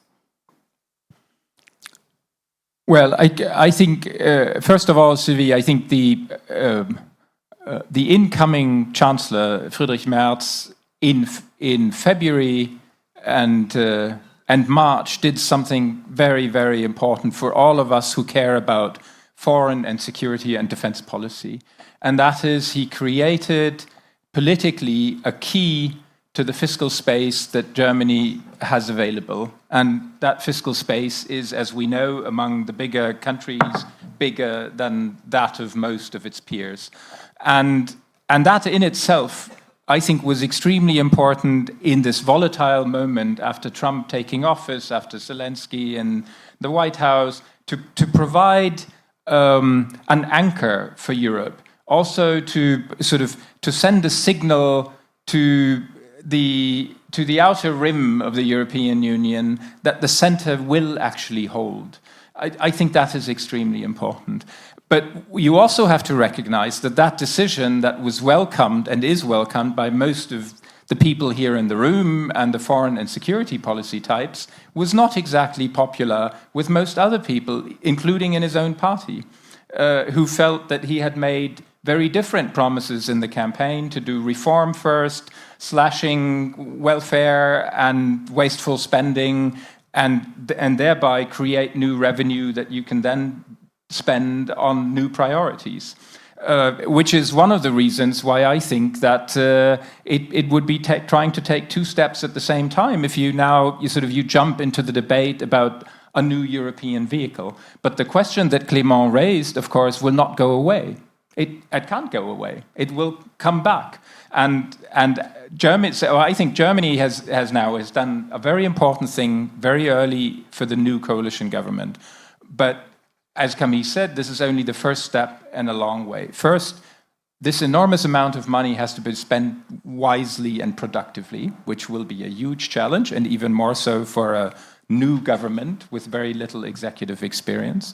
And it is only the one step that relates to capabilities, but the political will, the intention side, the mentality side, everything that relates to the question of conscription that John mentioned, all of that has to be addressed along this way. And it may actually prove more challenging politically than creating a key for this fiscal space. Yeah, you can already see a problem with conscription as well, right? I mean, yes, and recruitment. I think, well, this is a step-by-step approach. And right now, I think all the coalition could agree on is to say, we will introduce some voluntary measures and increase recruitment, but will not do it by reintroducing conscription as we knew it when I was a conscript.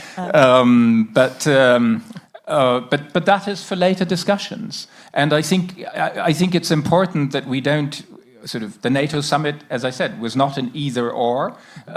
It was an important starting point of a longer way. But there are challenges for all of our countries along that path. And there will be a challenge, not just for NATO, but also for the European Union. And I think, John, I think Britain has used its time extremely well between February and April in French turmoil and German transition to say, look, on Ukraine, London can take the lead and thereby make a contribution to European security that is extremely valuable and important. And when we will discuss security in Europe in the future, Britain will be part of that discussion. We're sitting in Warsaw today. Poland, of course, will be part of that discussion. There's a Weimar Triangle format that the German Chancellor invests in and that he holds in very high regard. I should say from this podium, it will be very important to include Italy in that debate, both because of its political importance, but also because of its defense industrial capabilities.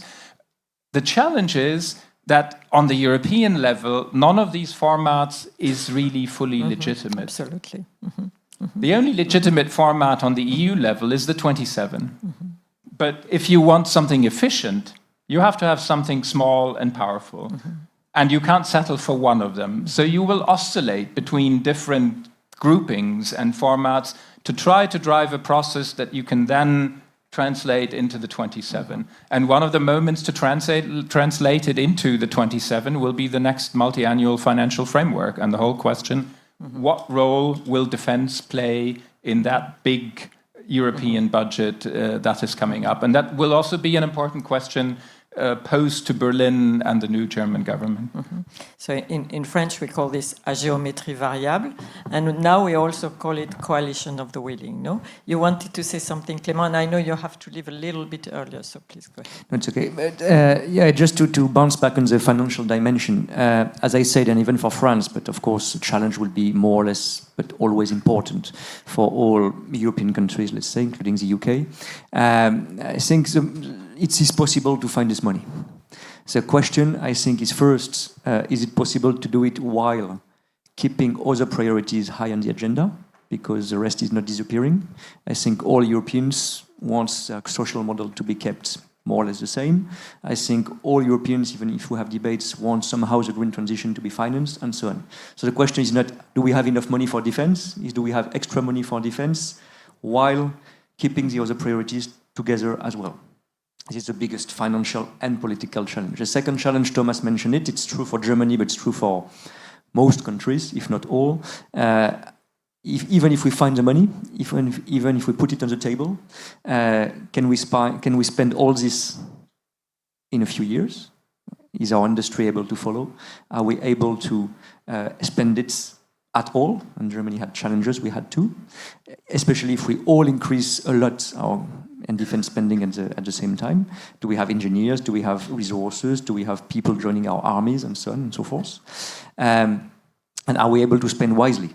I think people will accept that we do a sustainable extra defense spending effort if we demonstrate also that it is efficient and effective. And this is where I think the EU can play a role or European formats by cooperating. It is not just a nice-have European cooperation in terms of defense industry now for pro-Europeans or federalists. It is a must-have, I think, to make sure this money is spent wisely and is spent at all. And the final challenge, just in one sentence, is, and Thomas and others mentioned it implicitly, is mentality and political support.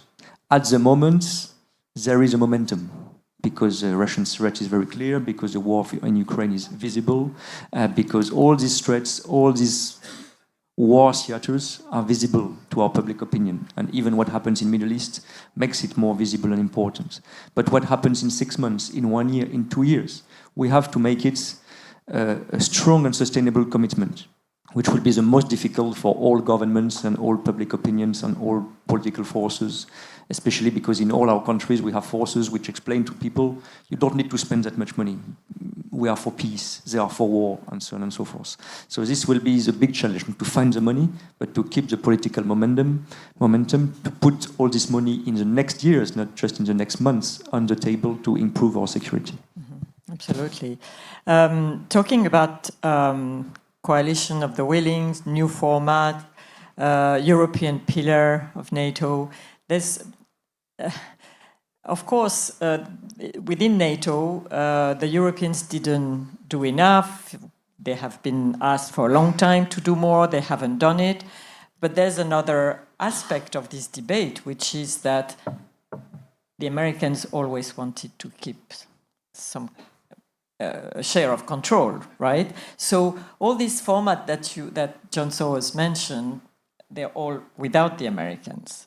Are they ready? I mean, we know, we always talk about Trump wanted to leave, but there's also a possibility that they leave but keep control. And how, for instance, Camille, you've worked within NATO. How do you see this issue? No, I think the new quid pro quo is not there yet. That's what I was mentioning in closing. We still have to figure out what I call NATO 3.0 will look like.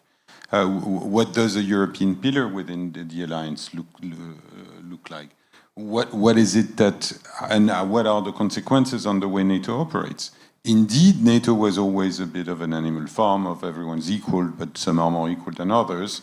And there was always this central role of the United States, which is likely to remain, should the US remain committed to the alliance, a critical ally. But on the other hand, if we look at things, and I think we need to be honest about this, the numbers in the peacetime establishment have changed. You know, there used to be more than 300,000 Americans in Europe during the Cold War. We are down to about 100,000 after a surge about Ukraine. I expect these numbers to go significantly down, and that's a fact. The US commander of all air operations for NATO, was stressing in a recent workshop I attended that fantastic, there will be 600 last generation fighter aircraft, and even better, 550 of those are going to be European. So the reality is not that, the notion that the Americans are in charge of everything is changing. Of course, they still, and this is where, if we really need to defend Europe with less America, or even without America, at least as the first respondent to a crisis, we need to work on enabling the Europeans to operate much more on their own. So that has to do with the so-called strategic enablers, so all those capabilities that, in all fairness, only the Americans provide today, at least in large quantities. And that is the challenge of the next decade, I would say, to invest into those capabilities, to have Europeans that are capable to respond to a crisis as the first respondent, not wait and see. And that's, I would argue, the best chance to have the Americans coming if they see the Europeans being able and willing to react to a crisis somewhere. The second thing is, all of this ultimately is likely to change the shape of the alliance. Once it's really rebalanced, once that burden shifting has occurred, in Washington I heard burden dumping, which is maybe a bit too far. Hopefully, once that burden shifting has occurred, again, hopefully in an organized manner, we will end up with something quite different. And I don't think it's all about command and who's going to be the next secure and all of that. Usually immediately people run to the conversation of that, should that person be a Brit, a German, or a French? And I always say that is not the issue, and there are lots of good reasons for having an American secure still. But having said this, this will be fun. You know, we need to recognize that things are changing and have changed enormously, and that's not going to go away. And if that is the case, then the alliance will look quite different in 10 years from now. You can't have a rebalanced alliance with the same political dynamics. Mm-hmm. Before I turn to the audience, I can't resist asking you, John, a question about Five Eyes. Is it still working? The answer is yes, it is still working. as well as it. And as the it Five used to. Eyes has got a long history, of course. It goes back to fighting in the Second World War in particular, and the depth of trust that built up between the countries that became the Five Eyes, and the common approach to policy of starting with an intelligence assessment of what the reality is, and then only on the basis of an agreed intelligence assessment, you then work out what the policy options are. So there's a cultural, intellectual, deep trust between the Five Eyes, which is very hard to replicate. And even in politically difficult times, it remains very solid. And of course, it's not just an intelligence sharing alliance. It's an intelligence production allowance. And that's what people from the outside don't often understand about the Five Eyes. We share intelligence with everyone. We don't share the capacity to produce intelligence with everybody, although there have been some very good partnerships. In my time, we developed a very close relationship with the DGSE in France on SIGINT collection, for example. It's a so we have to see this in various ways. People talk rather loosely. Well, why not include Japan in the Five Eyes? Well, Japan's got no intelligence production capacity to speak of. So what's the point of doing that? In difficult times, obviously with someone like, I won't go into details because we're on the record here. Well, you mentioned the name. It's there are difficulties, there are challenges there.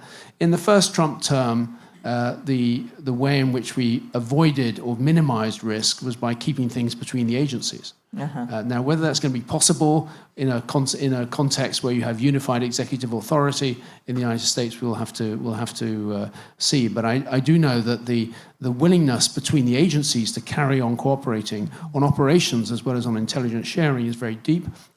And on the SIGINT side, the United States produces the majority of SIGINT production, but the other 4 members of the Five Eyes also produce in areas where the Americans don't collect.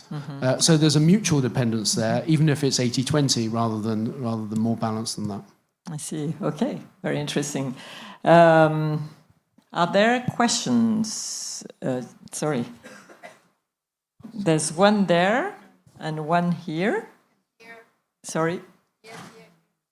And here. Very good. So we have 3. So one here, Agda, and the lady there. I'm sorry, I can hardly see you. So if you don't mind introducing yourself and tell us if the question is directed to anybody.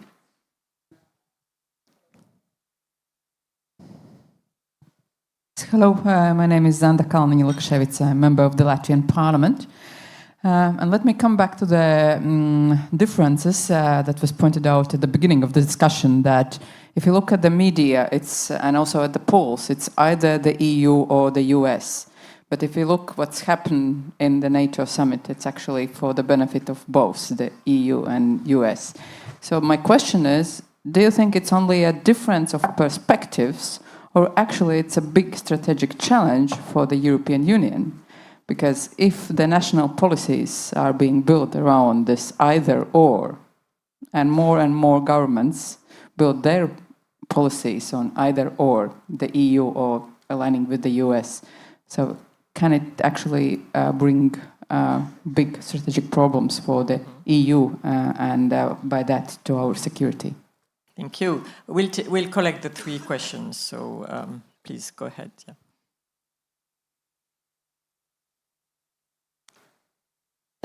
Thank you, Sylvie. Anna Diamantopoulou from the previous commissioner. 2 questions. The first one, let's hope that there will be the increase of 3.5 in all member states, and it will be very effective in 2013. Will it be a national result or a European result? Since we know that there is this segmentation and this overlapping of defense production in all member states. The second question, it is the coalition of willings. Which will be the members of this coalition? John said, and rightly said, that there are 6 members who have the stronger defense powers in the NATO, and one of them, it's Turkey. So Turkey has not respected European Union and NATO concerning the sanctions for Russia, is a close ally to Iran, has a casus belli for a member state, has occupied members of Cyprus, and now has a very close ally, a legal agreement with Libya. So do you believe that we can overcome this internal problem, and how are we going to do that? Because it is obvious that Turkey is a very important ally in this period. Thank you. Thank you. Magda? Here, please, in the front. Yeah. Hi, I'm Maida Ruga, Senior Policy Fellow at the European Council on Foreign Relations, the US program. I just had a sort of a two-finger question for Sir Thomas More, and then one question for Tom Bugger that I'll ask also in a closed session tomorrow, but I was curious... I'm not Sir Thomas More, I'm sorry to I'm sorry. disappoint you. He died a few hundred years ago. A nasty death. Well, at least I hope it was a compliment. Probably not. My question for you was just a little bit perhaps more specific on the lack of confidence in the US intelligence reporting that is sort of emerging in the public on President Trump undermining his intelligence agencies on the question first of whether Iran had made a decision to make a nuclear bomb, and then now on the question of whether the uranium stockpiles had indeed been destroyed or not in the attacks. Does that sort of flip-flopping in US in the public domain, if I understand you correctly, not affect the intelligence sharing within FI? Should we feel that, despite the sort of public debate, this is still very strong? And depending on that answer, what would you advise the Europeans, following up to Sylvie's question at the beginning, should they and how develop their own intelligence production capacity? And I guess that's enough. I have another for Tom Bugger, but I'll ask you tomorrow. Okay. So do you want to start, and then we'll go to the other questions? Sure. Just starting with that last question.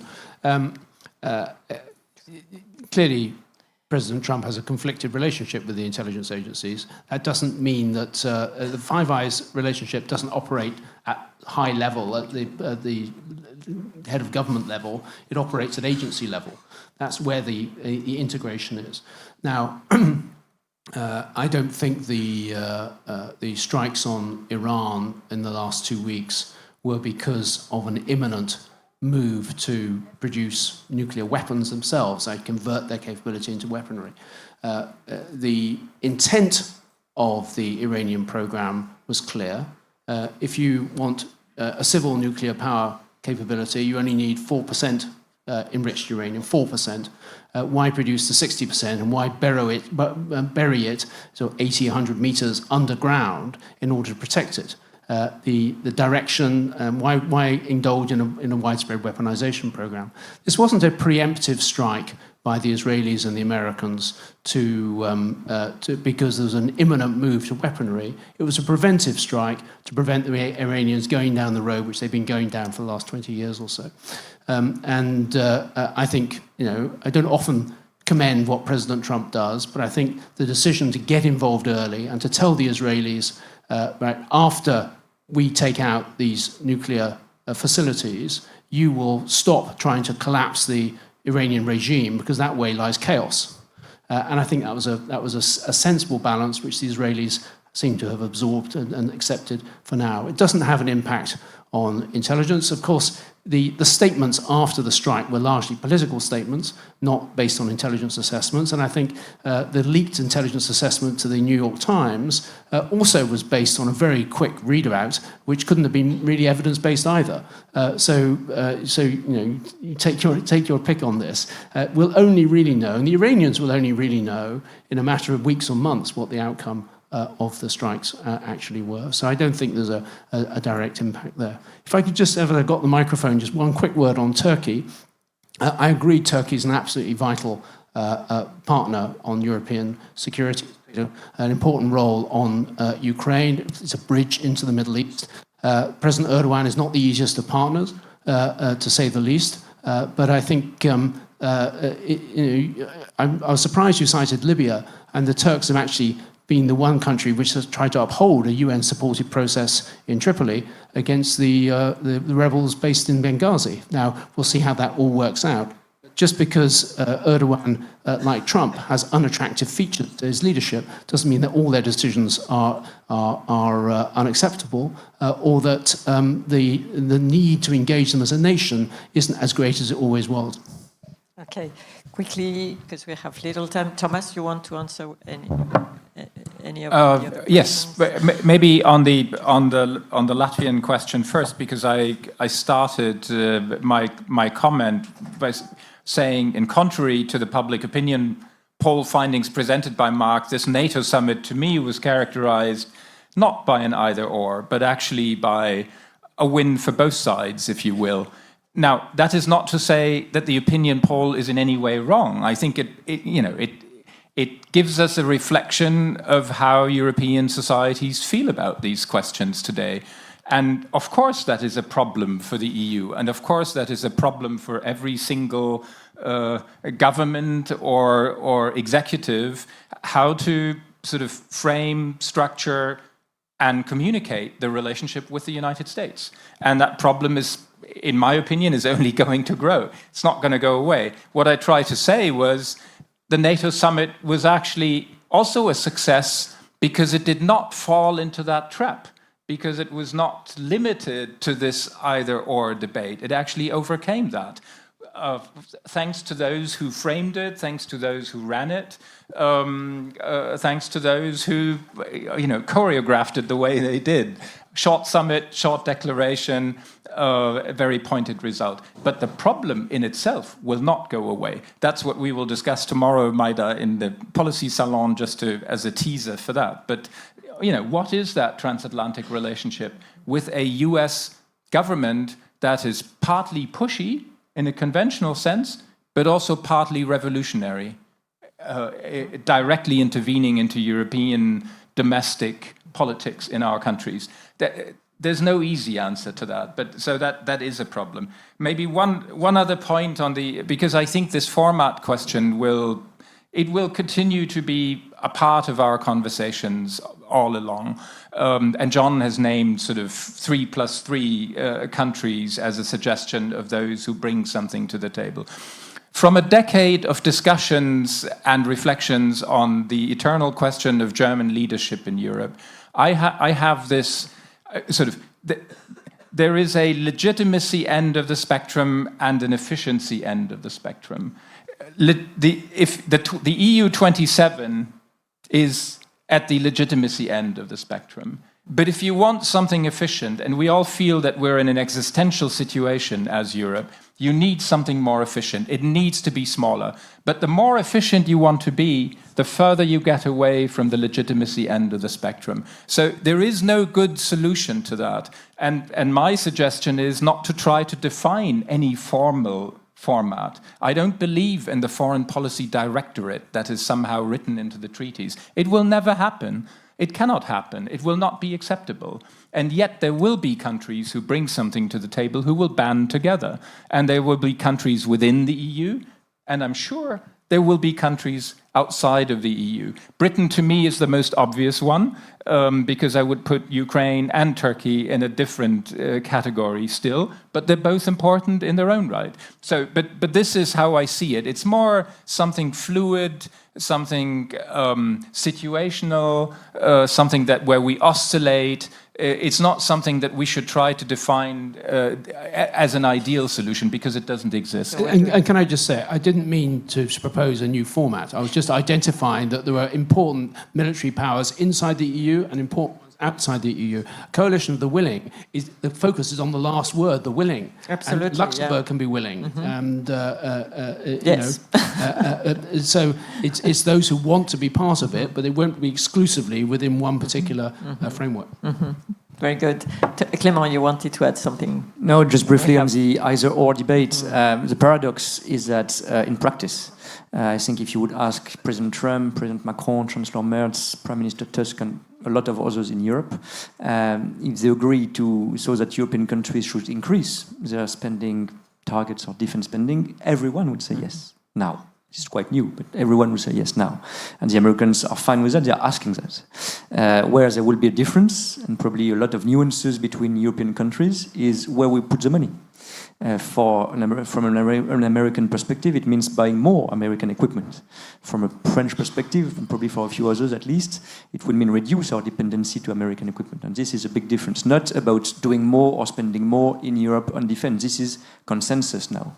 We have to do it, but the concept or the principle, I think, is in agreement on both sides of the Atlantic. Just on the member states versus EU levels, I think there are three elements in one word on which the EU can bring something: money, industrial cooperation, and governance. Because the EU is sometimes complex, sometimes boring about processes and so on, but having a process, like peer pressure, like peer review, this is all a bit boring and administrative. But I think it would help keeping the momentum, because it would put pressure every year on all member states to follow on the targets, on the defense spending. And with this, we know how to do it at the EU level. So we should use also for governance EU formats. Okay, last quick word, Kevin, because we're out of time. In literally 30 seconds. One on the either or. The good news is that the to-do list is the same. Whether we would want to be US allies in good standing and have a good relationship with the Americans, or whether we need to act on our own, 90% of the to-do list overlaps. So that is something that we have to keep on our mind, because essentially, from a strictly military perspective, what we have to do is roughly the same, and then there will be more focus on specific capabilities if it is indeed to plan with the Americans. Second, on national results, whether European versus European results, I wanted to stress the issue of governance. I think I very much welcome the new role that the Commission is establishing for itself, but it really needs to organize a governance that I believe it should be dedicated to defense, that is slightly different from the traditional toolbox. This is not necessarily easy to get Brussels to operate under those terms, but it is something that needs to happen. And finally, on this notion of coalition of the willing and how do we deal with different countries, I wanted to flag the EU-UK Security Pact as a sort of interesting milestone, in the sense that it shows that the EU can work and reach out, including on those security and defense conversations, to third parties in a sort of mutually beneficial framework. We, with Jana and Niku, we recommended that something along the same lines should be worked on for Ukraine. It's going to be very different, possibly the content, but that is definitely something that we should be working on. And why not on Turkey, if both sides can work on that type of arrangements? Very good. Well, thank you so much. I'm sorry for those who had questions, but we can discuss still during breaks. And thank you very much to our panelists, and leave you in the safe hands of my great friend Lykke.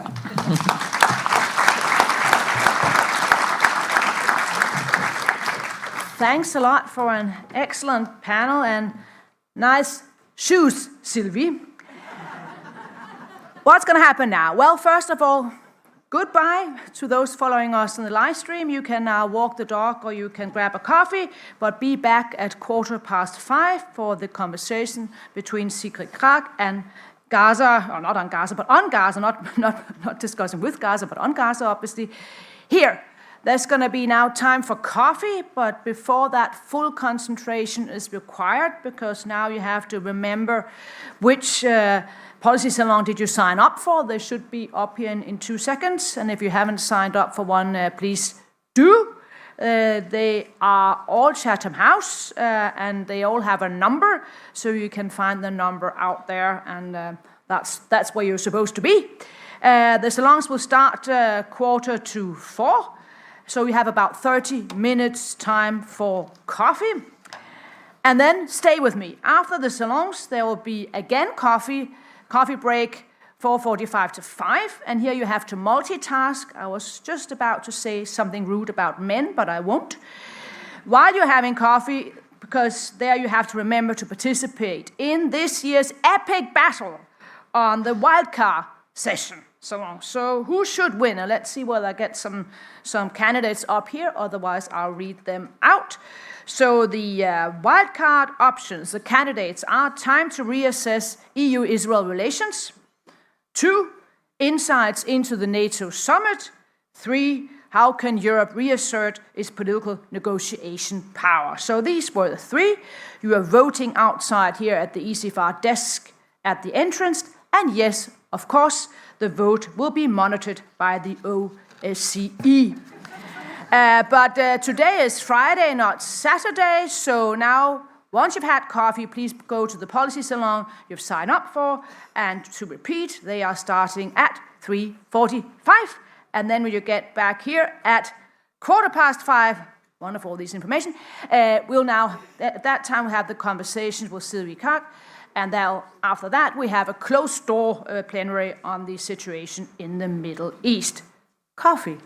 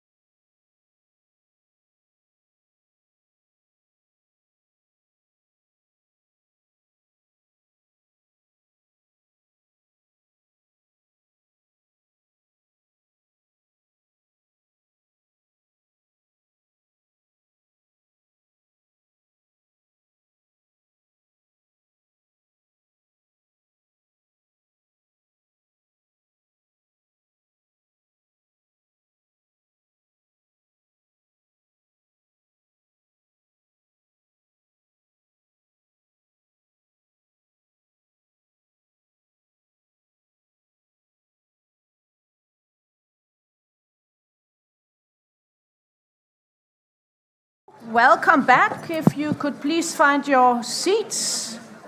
So we have sort of ability to use all the, I mean, we don't have that much time, so I guess we really want to start. So I'll start in 10 seconds, and I'll start by saying, good to have all the all of our participants following us online with us again.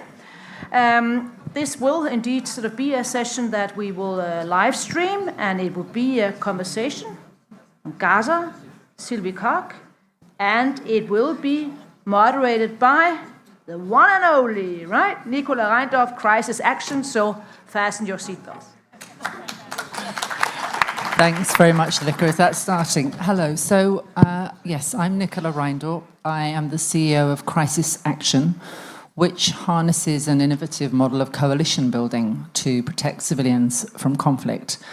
But on my left, somebody who doesn't really need any introduction, given the sheer number of roles that you have played in politics and in the UN. I think you are known to most people in this room, but Sigrid Kaag, former Deputy Prime Minister of the Netherlands, Finance Minister, Trade and Cooperation Minister, and some more, and now outgoing Senior Humanitarian and Reconstruction Coordinator for Gaza and Special Coordinator for the Middle East Peace Process. The longer the title, the less the impact. So we'll come on to that. I mean, Sigrid, here we are, decades into occupation of Palestine, 20 months in after the shocking events of the 7th of October 2023. We have 12,000 people dead on that day, 251 hostages, and now, I think by the UN estimates, 55,000 Palestinian deaths and 400 people dead, even in these last few weeks, trying to access aid from this new militarized Gaza humanitarian fund that the Americans and Israelis have set up. Tell us at this moment, I mean, about the human picture of where we are now that we don't see on our screens. No, actually what I'd like to say, and that can be fairly straightforward, if you see any television images of one moment in time, you have to imagine and be sure this is the whole of Gaza. It is not like other conflict areas where a town may be affected, but the neighboring village or town or street is safe. There is literally nowhere safe in Gaza for anyone. Secondly, everyone is being forcibly displaced, mostly to the south. And two other components, since, of course, the horrific attacks by Hamas, the terror attacks since the 7th of October, aid is being denied, aid has been weaponized, and in recent times, since the last closure of the strip, when no more aid was allowed in, aid is now also being weaponized, and that explains why you see innocent people cramming, fighting, cajoling, running a conscious risk to be killed just to try to get an ounce of flour for a family. 450,000 people in Gaza are at the moment will slide into acute malnutrition. 2 million people are seriously food insecure. This is not only for the now, this has serious consequences for the future, their well-being, but also if we talk peace, security, stability. Everything we fail to do now matters for the future. What's your message to what needs to be done to address that really appalling humanitarian picture, human picture? And I guess you've also criticized that tendency of how we focus on the humanitarian or humanitarianize a situation that is actually a political one. Is it even possible to address the humanitarian situation without a ceasefire and a political process? Well, the way things stand at the moment, no. Because aid is being used as a negotiating instrument, which is counter international humanitarian law, but who's counting at this stage, sadly, we need a ceasefire. We do need the release of the hostages and the return of the remains. It's not a message, it's an ask, and that's been repeated time and time again.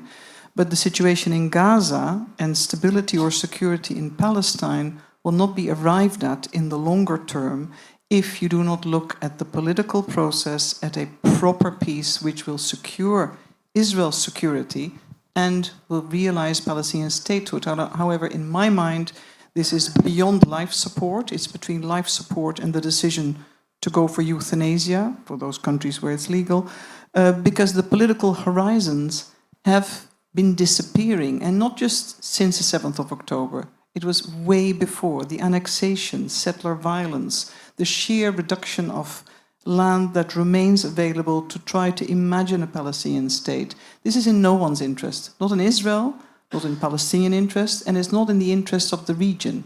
The second part that's equally important, if you look at it through the lens of the system, and I think we've spoke about this in a number of panels, the world is watching. Through the lens of Gaza, we see a formidable erosion of what it remains of international humanitarian law, international human rights, international law. So behavior by states and non-state actors inform the choices others will make, particularly in an era where international law and the system we built since the Second World War is under threat and certainly doesn't get the respect and the protection it needs. So Gaza is a lens. It's also a lens of lacking in credibility for the international community, European Union included.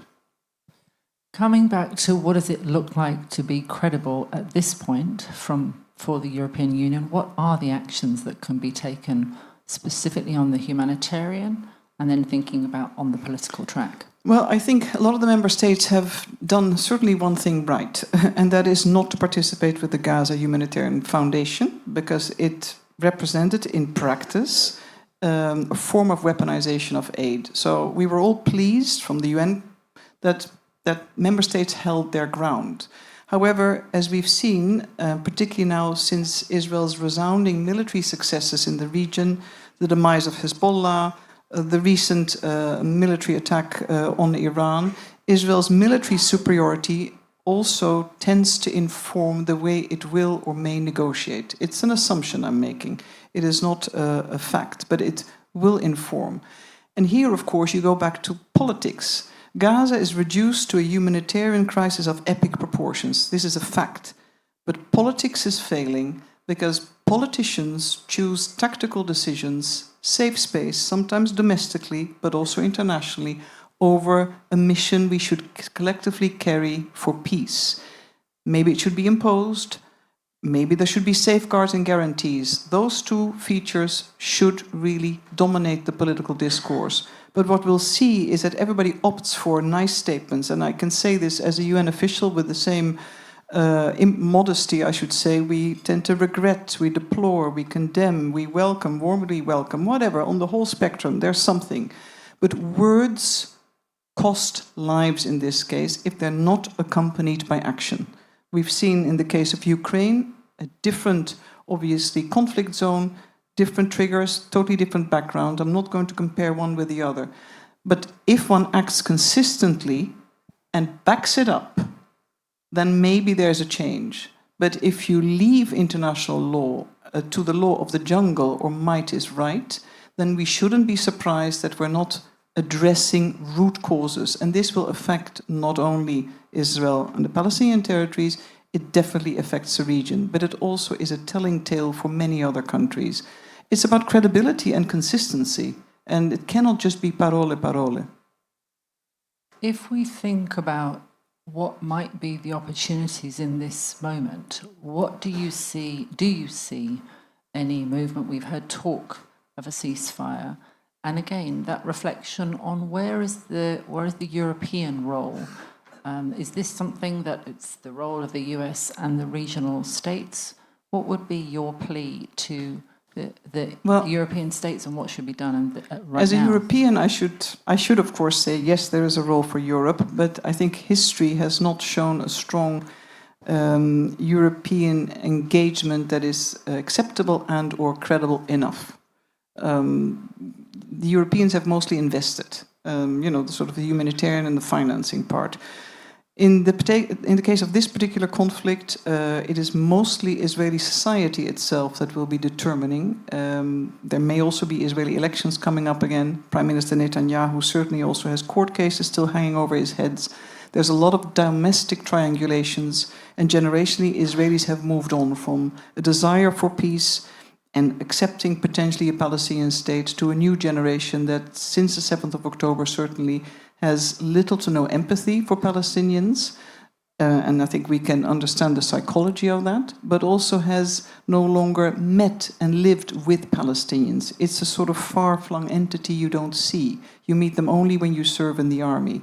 The only factor of influence are the Americans, if they're willing. Now, I've worked in my role for Gaza with the Biden administration, very closely with Anthony Blinken and his team, and we could feel there was a slight element of pressure on the Israelis, and that would work, let's say, in finite terms. Since the Trump administration, we haven't heard international humanitarian law, we haven't spoken about international law, and we have to vary between statements of a potential annexation to an American ambassador that speaks only of Judea and Samaria. Well, that is not the term for the West Bank, yes. For Israelis it is, and for messianic politicians it is. So that tells you something about the scope. Now, France and Saudi Arabia are hosting a conference on the so-called two-state solution. But you also have to look at what's out there and how far member states are prepared to go to help realize it. It cannot be left to the parties in an asymmetric relationship of occupation, occupier, and occupied.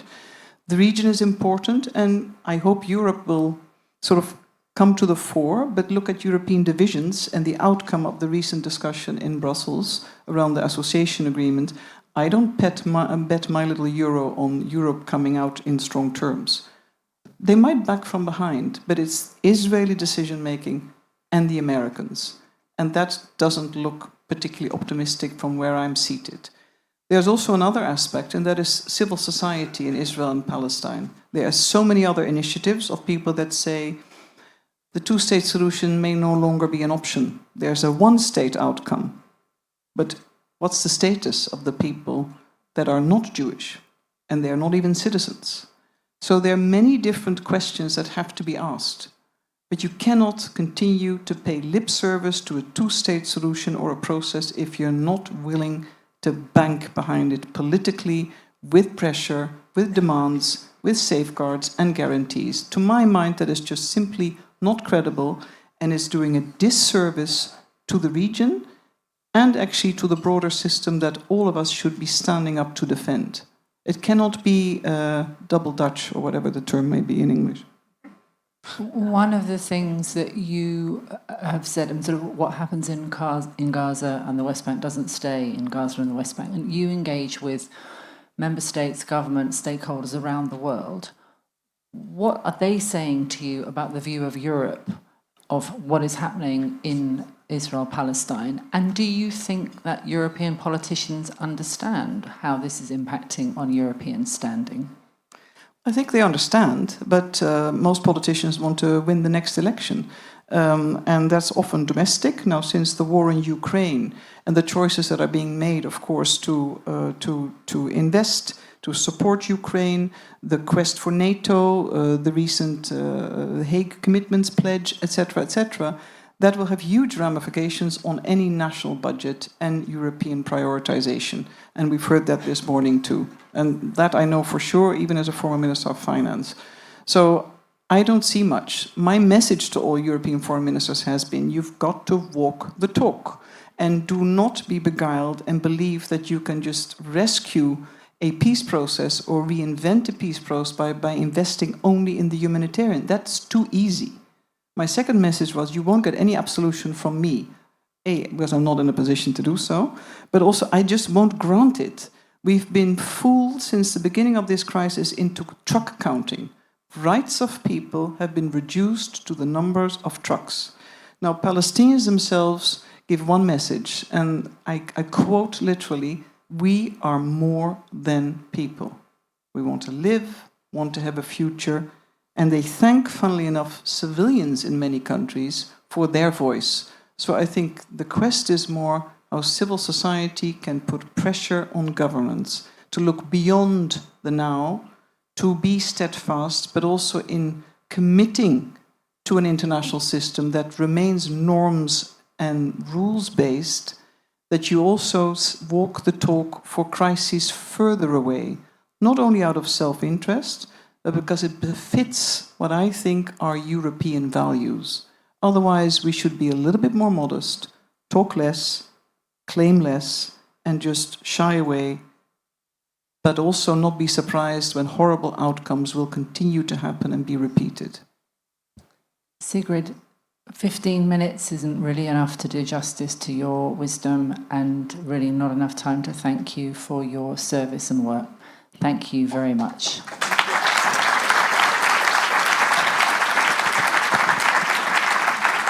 And from one brilliant woman who's leaving the stage, I have the honour to hand over to another brilliant woman who I can't see where she is, but Ellie Geranmayeh, who is the Deputy Director of the MENA programme for ECFR.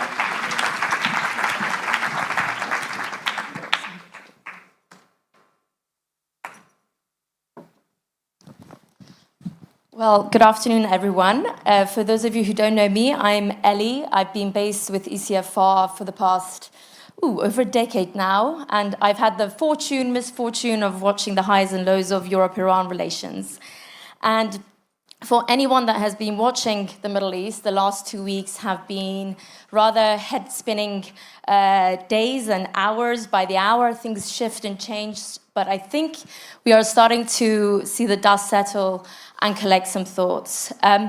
But before I say a few things about where we go forward, I might ask my colleagues to put my 5 minutes here so I don't ramble too much. Let me take you back to 2018, when this council met in May in Paris. And I remember Mark opening the session a few weeks after President Trump in his first term decided to leave the nuclear deal. And I remember Mark basically ringing the alarm bells for European capitals to say that this was one of the first and major pain points that was inflicted to the rules-based international order that Europe had been so steadfast in defending. And that essentially this was a wake-up call for European strategic autonomy to preserve the deal and much more going forward. We, in my program at ECFR, warned a few things. We first warned that there was no unicorn better deal than what was struck between the world powers and Iran on the nuclear issue. We also said that the US decision to withdraw from the deal was likely to accelerate the Iranian nuclear program, and we've seen just that. And finally, we said that sooner or later, this was going to pave the way for military action and potentially war. Now, fast forward 7 years, almost exactly, and we are now coming out of an unprecedented so-called 12-day war between Israel and Iran, which may continue on and off for many years to come. We have, for the first time, seen the United States take military action inside Iran with unprecedented force using its bunker-buster bombs. We have seen hundreds of civilian deaths on both sides. We have seen military and economic costs on both sides, and lives upended for millions in both Israel and Iran. We have seen 2 nuclear-armed states attacking a non-nuclear state, which is a member of the Non-Proliferation Treaty. And we have, I think, a shocking state of disarray across European capitals who can't agree on whether this military action by the US and Israel was legal or not. And we go back to the previous panel of fully entering the law of the jungle territory now in the Middle East. So where do we go from here?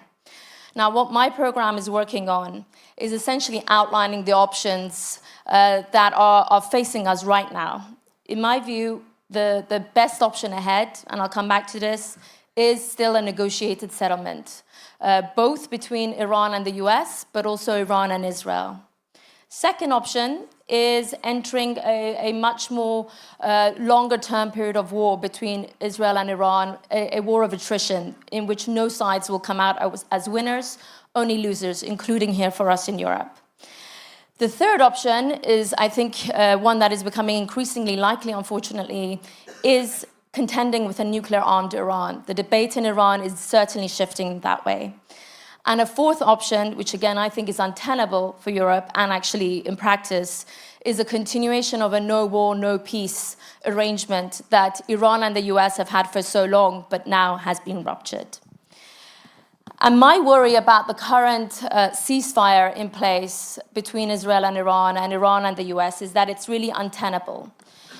Because of an emergence of Israel 2.0 since the atrocities of the 7th of October, we're now faced with an Israel that has complete freedom of navigation and autonomy in the skies of the Middle East. There seems to be no red lines drawn on its actions. The one single moment that we've seen a clear red line was the F-bomb being dropped by President Trump earlier this week, which seems to have moderated the position of the Israeli government. But for how long can this last? Now, in our view, where Europeans should be investing their time and resources is on a diplomatic mission spearheaded at the heads of government in the very imminent days and weeks ahead. Now, can this work? Well, it's going to be much tougher than before. As one of our council members, Enrique Mora, wrote this week, who was one of the chief EU negotiators, the wall of mistrust now on Tehran's side is huge. He wrote that Iran has twice realized that nuclear diplomacy is both reversible and fragile. Secondly, Trump and his administration are still sticking to extremely maximalist demands. And finally, Tehran's actions over the last few weeks in terms of restricting the access of international monitors makes it technically very, very difficult to reach a deal because of our baseline knowledge being shifted so much. Now, I'll end up by saying 4 things that I think Europeans should stick to. One thing is they should stick to the facts and use their historical knowledge about the 20 years of diplomacy we've had, the ups and downs, and what works and what doesn't work in terms of getting US and Iran to a negotiated settlement. Secondly, stick to what they do best, which is finding a zone of agreement between Washington and Tehran on how they can avert war and have a political off-ramp. Thirdly, I think they should be working with stabilizing partners rather than encouraging the actions of destabilizing allies like Israel. If you look at how the GCC states, particularly countries like Oman, have positioned themselves to extend their leverage with both the US and Iran, I think this is something we should be trying to emulate. And fourthly, again, it goes back to the last panel. It might be easy to have tactical wins right now that makes us feel great against an adversary like Iran, that we have many, many areas of disagreement with, including on Russia, including on human rights, including on detainees. But this doesn't conclude with a strategic outlook and a strategic win in the long term. If you consider what instability and war with Iran would do to a country of Iran's size of 90 million people and what that might mean for European security in the long term, I think this should make all of us in Europe stick to the diplomatic path. Now, I'll end by saying that, looking back at 2018, maybe we were too ambitious at ECFR to talk about strategic autonomy, but I think that's the job of think tanks, for us to push the barriers. But again, at least back then, Europe was politically and strategically in the right place when it came to the Iran file. I just hope that in 10 years' time, when we meet again here, that we can say the same about what Europe does from here on. So on that front, let me end by asking my colleagues, actually, Sigrid? No? Who am I passing? Oh, there we go. I'm hiding. There we go. Thank you. You're going to introduce the next panel. Thank you very much. Because with this session, we'll now say au revoir to our participants following us online. We are starting tomorrow again at 9 o'clock, just in time for your Saturday morning coffee.